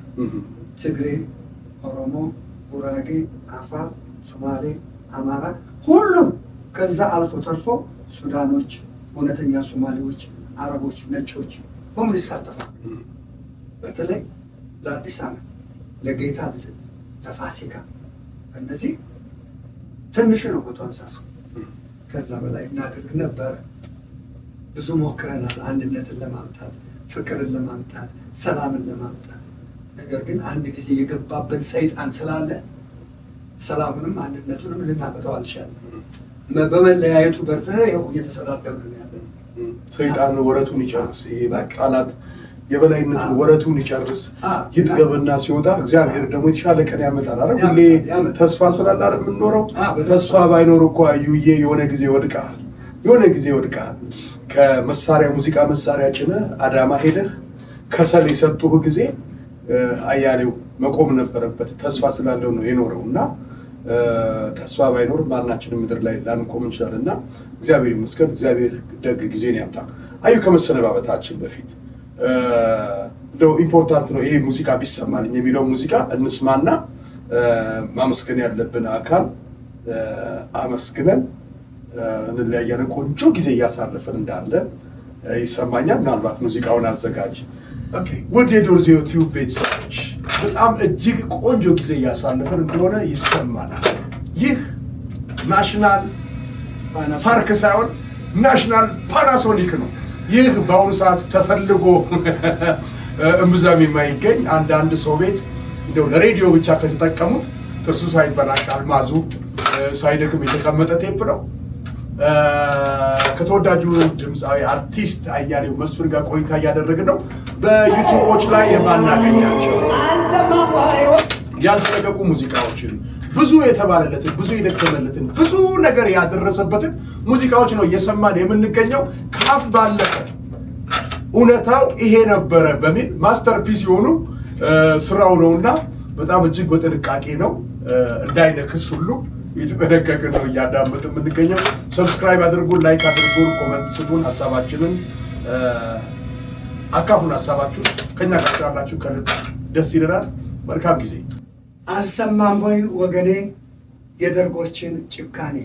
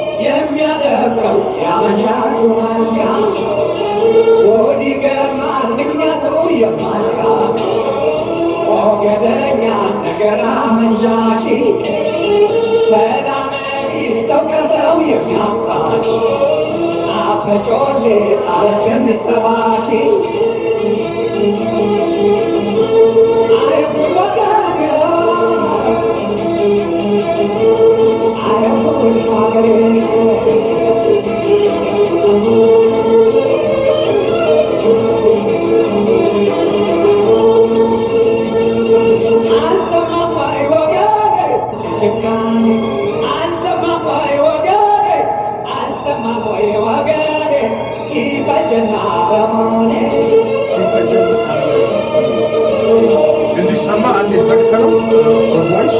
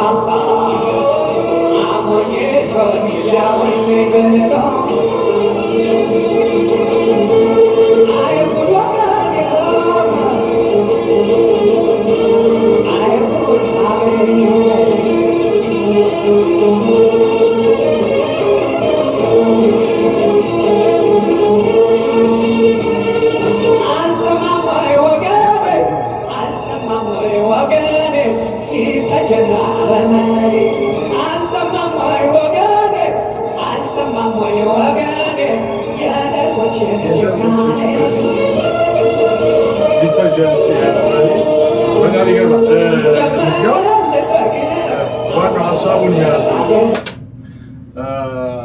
በጣም የሚገርም ነው። ብቻ አንዳንዴ ነገሮች ያልወጡበት ምክንያት የራሳቸው ነገር ይኖራል። ያልተሳኩበት መንገድ የሆነ ነገር አልሆን ሲል ለምን አልሆነም ሳይሆን ያልሆነበት መንገድ ምናልባት ለበጎ ይሆን እንላለን አይደለ? የሆነ ነገር ስናጣ እኮ ለበጎ ይሆን ያጣነው ይዞን የሚሄድ ነገር ሊሆን ይችል ይሆን እንላለን እና በዚህ ደረጃ ሪስክ ወስዶ ህይወትን አንድ ነፍስ የማትደገም ነፍስን ሪስክ ወስዶ በዚህ ደረጃ በጣም በሚከባብሉ ቃላት ምክንያቱም ያው በግልጽ ነው እኮ የሚነገረው እና አያሌው ምን ያህል ትግል እንዳደረግ አንድ ስናይፐር ወይ ደግሞ ስናይፐር እንደያዘ ወይ ቢኤም ወይ ደግሞ መድፍ ወይ ደግሞ ታንክ ይዞ ከታገለ ሰው በላይ ማይክን ብዕርን ይዘህ ታግለሃል እና እግዚአብሔር አምላክ እያከበረህ ይመስለኛል። እነዛን ጊዜ አሻግሮ እያከበረህ ይመስለኛል። ምናልባት ያንተ የእድሜ አቻዎችህ ይህን ነገር የሚያውቁ ለምስክርነት ያሉት በጣም ጥቂቶች ሊሆኑ ይችላሉ። አይደለ? ቅድም እንዳልከው ከንትኖችም አስመሳዮች አሉ። ከንትንም እንዳልከው ዛሬ ቆየ እውነት በመናገር ነውና እግዚአብሔር ይመስገን። በስተመጨረሻ ግን አዩዬ እንደው ማመስገን ያለብህ ነገር ካለ አመስግነን እንለያያለን። አይኖ የአዩ ታሪክ እንደው ቀንጭበን እንደቆረጥ ነው ይወሰድልን። በሌላ ቀን እንደው አስፈላጊ ያልሰማነው ሌላ ነገር ይኖራል። አዎ አለ። አያሌውን ድጋሚ ያልሰማውን ነገር ቁጭ ብለን እንቆምቁም። አሊያም ደግሞ የአያሌውን ታሪክ እኔ መጽሐፍ ለምን አሳትሜበት አልተዳደርበትም የምትሉ ደራሲያንም ካላችሁ ይፈቀዳል። አዩዬ ግን ማመስገን ያለብህን ነገር ካለ እድሉን ልስጥህና እንሰነባበት። በመጀመሪያ ማመስገን የሚገባኝ እግዚአብሔር ነው። ከብዙ ነገሮች በተለያየ ረድፍ ከመጡብኝ መዓቶች ሁሉ እሱ ብርሃን እያወጣ ለዚህ ዘመን ያደረሰኝ የሰራዊት ጌታ ኢየሱስ ክርስቶስ ቸር መድኃኔዓለም ክብር ምስጋና ለእሱ ይሁን። ለእናታችን ለቅድስት ድንግል ማርያም፣ ለጌታችን ለመድኃኒታችን ለኢየሱስ ክርስቶስ እናት ለጌታ ለኢየሱስ ክርስቶስ ክብር ምስጋና ለእሱ ይሁን። አሜን። ሁለተኛ ደረጃ የማመሰግነው በችግሬም በሐዘኔም በደስታዬም ከውድ የሆኑት ልጆች በብዙ መልክ ብዙ ተጎድቻለሁ። ብዙ መከራ ደርሶብኛል። ያንን መከራዬን እየተጋሩ ለዛሬው እንድደርስ የረዱኝ ልጆች ናቸው። በዚህ ከተማ ውስጥ ደግሞ በነበርኩበት 27 ዓመት ጓደኛዬም ወንድሜም አመካሪዬም ሚስጥረኛዬም ልጄ ነብዩ አየለ አሁን በወይዘሮ ሄለን እረፍት ምክንያት ልጄ ህይወት አያሌው ከባለቤቷ ከኤርሚያስ ቀለመወርቅ ጋር ልጄ ዳግሞ አያሌው መጥተው ለነብዩ አያሌው ተጨማሪ ኢነርጂውን እግዚአብሔር ይመስገን። ለእሱን አመሰግናለሁ። በዚህ ጊዜ ውስጥ ብዙ ፈተናዎች፣ ብዙ መከራዎች፣ በጣም መናገር የማልችላቸው ፈተናዎች ደርሰውብኛል። ይህም ፈተና ግን በትዕግስትና ንጹሕ አእምሮ የፈጠረልኝ እግዚአብሔር በትዕግስት እንዳልፍ አድርጎኝ እግዚአብሔር ይመስገን። ሌላ ደስ ያለኝ ነገር አለ። ያን ደስ ያለኝን ነገር ሳልናገረው አልቀርም፣ ምክንያቱም ደስ ስላለኝ። አርቲስት ጥላሁን ገሰሰ በኖረበት ዘመን ሐውልት አልተሰራለትም። ካረፈም በኋላ የተከበሩ ሼህ መሐመድ ሁሴን አሊ አልሐሙዲ ያቆሙለት የመቃብር ሐውልት በስተቀር የተሰራለት ነገር የለም። አሁን ግን በጣም የሚገርመው ወንድሜ ማህሙድ አህመድ በህይወት እያለ ሐውልቱ ተሰርቶ ማየት ነው። ጥላሁን ገሰሰ ቢያልፍም ለቤተሰቡና ለእኛ ደስታ ነው። ለጥላሁን ገሰሰ ሐውልት መሰራቱ በእውነት በጣም ልቤ ተነክቷል በደስታ። በዚህ አጋጣሚ ይህንንም ነገር ያሰቡትን በሙሉ የከተማ ከንቲባ ናቸው የሰሩት ይባላል። ሁሉንም እግዚአብሔር ያክብርልን፣ ይልመድባቸው። እነ ብዙዬ በቀለን እነ ሂሩት በቀለን እንዲያስታውሱ አሳስባለሁ። እና ይሄ ትልቅ ደስታ ነው፣ ለአእምሮዬ ትልቅ ደስታ የሰጠኝ። በተለይ ማህሙድ በህይወቱ እያለ በእውነት ነው የምነግረው ትልቅ ደስታ ነው። ሌላ እንግዲህ ባለፈው ጊዜ ተነጋግረን ነበረ ስለ ታማኝ በየነ። በእውነት ሰው የሚሰማውን ይናገራል። እኔ ከፍቶኛል፣ የከፋኝን መናገር መብቴ ነው እና ተከፍቷል። የተከፋበት ነገር ምንድን ነው ብለን አልጠየቅነውም። በተናገረው በመከፋቱ ብቻ በመናገሩ እየተረባረብን ነው። የኢትዮጵያ ሕዝብ ባህል እንዲህ አልነበረ። ኢትዮጵያ ሕዝብ ጨዋ ሕዝብ ነበር፣ ኩሩ ሕዝብ ነበር፣ አስተዋይ ሕዝብ ነበር። ደግሞ አሁን ያሉት ወጣቶቻችን በእውነት ነው የምነግርህ የሚሰሩት ስራ ሁሉ አመርቂ ስራ ነው የሚሰሩት። አሁን በቤተ ክርስቲያኖቻችን ብትመለከት በሁሉም ቤተ ክርስቲያኖች የሚሰሩት ስራ እና ምን ነው ማስተዋል አቃተን። በደቦ መውረድ ሆነ። ሻምበል በላይነህም በደቦ ወረድንበት። ምን አደረገ? ይህም ሰው የተሰማውን ስሜት ተናገረ። እንደ ስሜት እንዴት ይከለከላል? ምን መጥፎ ተናገረ? አዎ ኢትዮጵያ ትሞትብኛለች፣ ትፈርስብኛለች፣ ምኑን አይሆን የሁላችን ነው፣ ብቻውን አይደለም። ተኝተን አናድርም። እንባያን እያፈሰስኩ ነው ማድረው። አሁን ሀገሬ ምን ትሆን ይሆን? እኮ ኢትዮጵያ መሬቷ ብቻ እኮ አይደለም ህዝቡም ያለው መንግስት ምን ሆኖ ይሆን? ደህና ይሆኑ ወይ እንዴ? ምን አለ ሰው ቅን እኮ ማሰብ አለበት። ቅንነት የት ሄደ? መልካምነት ጠፋ። ቅንነት ሄደ ጠፋ። ዝም ብሎ መዓት ማውረድ ሆነ። በጣም ያሳዝናልና እኔ በጣም ይቅርታ እሱ የተሰማውን ስሜቱን አላቅም። ተከፍቷል፣ የመከፋቱን ተናግሯል። ግን ይህንን ያህል እንዴት በደቦ እንዴት እንነሳበት? ትንሽ ያለፈ ታሪክ አልሰራም ይሄ ሰውዬ? ምንም አላበረከትም ለኢትዮጵያ? ምንም የሰራው ነገር የለም? እንደ ሁሉንም ድምጥማጡ መጥፋት አለበት ነው? እንደው ባካቸው ወገኖችን እናስተውል፣ እንመለስ። ወጣቶቻችንም እናስተውል። በጣም ምንም የሚጠቅመው ነገር የለም። ላለው መንግስት የሚጠቅመው ነገር የለም በእውነት ለመናገር በምንም ታም እና እኔ በጣም ተሰምቶኛል። ይህንን ነገር እርምት ሊደረግበት ለወደፊት። አሁን እኔ ስለ አባይ የተዘጋጀ ዘፈን አለ፣ ሙዚቃ መዝሙር ነው እሱ። ሁሉም ሰዎች ተካተዋል አውቃለሁ። ሁሉም የስድብ ሽመል ይዞ እንደሚጠብቅ እኔ ግን አደርገዋለሁ። ቢኮዝ በዛ ውስጥ አባይን አባይ ያሰኙት ሰዎች መነሳት አለባቸው። እንዴ ቴዎድሮስም እኮ በዘመናቸው ጥቃቅን ስራ ሰርተዋል፣ መጥፎ። አፄ ዮሐንስም እንዲሁ፣ አፄ ኃይለ ሥላሴም እንዲሁ። ሁሉም ግን ይሞገሳሉ፣ ይወድሳሉ። ታዲያ ምን ነው እንደዚህ ሆነ? ይህ እኮ ማስተዋል ነው እኛ የጣፈው። ማስተዋል ራቀ። ህዝባችን ሌላ ህዝብ ነው ማለት የሌላ ሀገር ህዝብ መሰለኝ። ይኸው ነው። በዚህ እንግዲህ በእውነት ታሪኩ 80 ነገሮች ሁሉ አልፈው እግዚአብሔር ይመስገን እግዚአብሔር መሰረት ጥሎ ያችን ጥሩ ባለቤትህን አግብተህ ልጅ ወልደህ ለዚህ በመብቃትህ ያንተም መውደቅ ይፈልጉ የነበሩ ሰዎች አይናቸው በቃ አሞጨ። እግዚአብሔር ደግሞ ከፍ አደረገ። ዛሬ የዶርዜ ቲዩብ ስቱዲዮን ከፍተህ በእውነት ለራሴ የህይወቴ ታሪክ ውስጥ የሚገቡ ስራዎችን ነው መጥችላል ያበረከቱ። በጣም ስለማከብር፣ በጣም ስለምወድህ፣ ትግልህን ስለማከው፣ የነበረህን ጭንቀት ሁሉ ስለማከው፣ ይህን ጭንቀት የገፈፈ የማርያም ልጅ ኢየሱስ ክርስቶስ ስሙ ይባረክ። አሜን በእውነት አሜን። ያው ከልብ አድርጌ አመሰግናለሁ አዩዬ። በጣም እጅግ ለእኔም ታሪካዊ ቀኔ ነው። እጅግ ከምወደው እንደ ዋዛ እንደው በቴሌቪዥን መስኮት በዛ ብዥ በሚለው ኦክሴ በሚባለው እንደዚህ በጎበጠው ቴሌቪዥን የማየውን ታላቅ ሰው ብዙዎች ታላቆቼ አባቶቼ ታላቅ ወንድሞቼ ፕራውድ ነው የሚናገሩለትን ሰው እግዚአብሔር እኔም እድሉን ሰጥቶኝ ጸጋውን ሰጥቶኝ ተወደድ ብሎኝ ከአንተ ጋር ቁጭ ብዬ እንደዚህ ለመጫወት ስላበቃው ምናልባት በአንተ ጨዋታ ውስጥ ትውልድ የሚማርበት ነገር ስለሆነ እንዳስተላለፍ እግዚአብሔር ፍቃዱን ስለሰጠኝ እግዚአብሔርን አመሰግነዋለሁ። አዩዬ ክበርልኝ። በጣም ትልቅ ክብር አለኝ።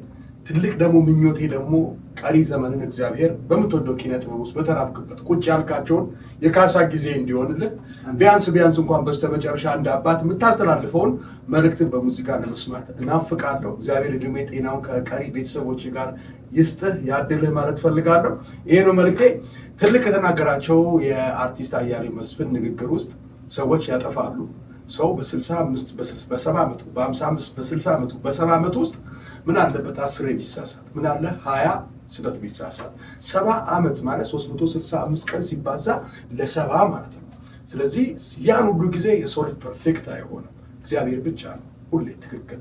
ስለዚህ ሰው ይሳሳታል። ሲሳሳት ጥሩ የሰራውን እያበረታ ነው፣ ስህተቱን ደግሞ እየመከር ነው እየገራ ነው። እኛም አንዳንዴ እንከሉን እያጸዳንለት አብረን በፍቅር እንኖር ዘንድ የእግዚአብሔር ፈቃድ ይሁን። ይህን ትውልድ ማቀው በመልካም ነበረ፣ ፈጣንና መልካም አድራጊ ነበረ።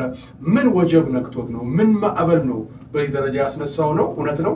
ታማኝ በየነን እጅግ ከመወደውና ከማከብረው የኔ ሞዴል አርቲስቴ ነው። በተለይ ስቴጅ ፐርፎርም ሲያደርግ ሆስት ሲያደርግ መድረክ መሪነትን መሆን ካልቀረ እንደ ታማኝ እየተባለ ሁሉም ሰው ሞዴል ያደረገው ነውና እግዚአብሔር አምላክ ለሁላችንም ማስተዋልን ይስጠን። አንድ ጀንበር ባለፈች ቁጥር አዲስ ዕድሜ ትልቅነት ነውና እናስተውል፣ እናስብ፣ እንተባበር። እግዚአብሔር አምላክ ሁላችሁ የሚጠብቅ። በሌላ ቪዲዮ እንመለሳለን። ከአዩ ጋር የነበረው ፕሮግራም ይህን ይመስላል። እናመሰግናለን።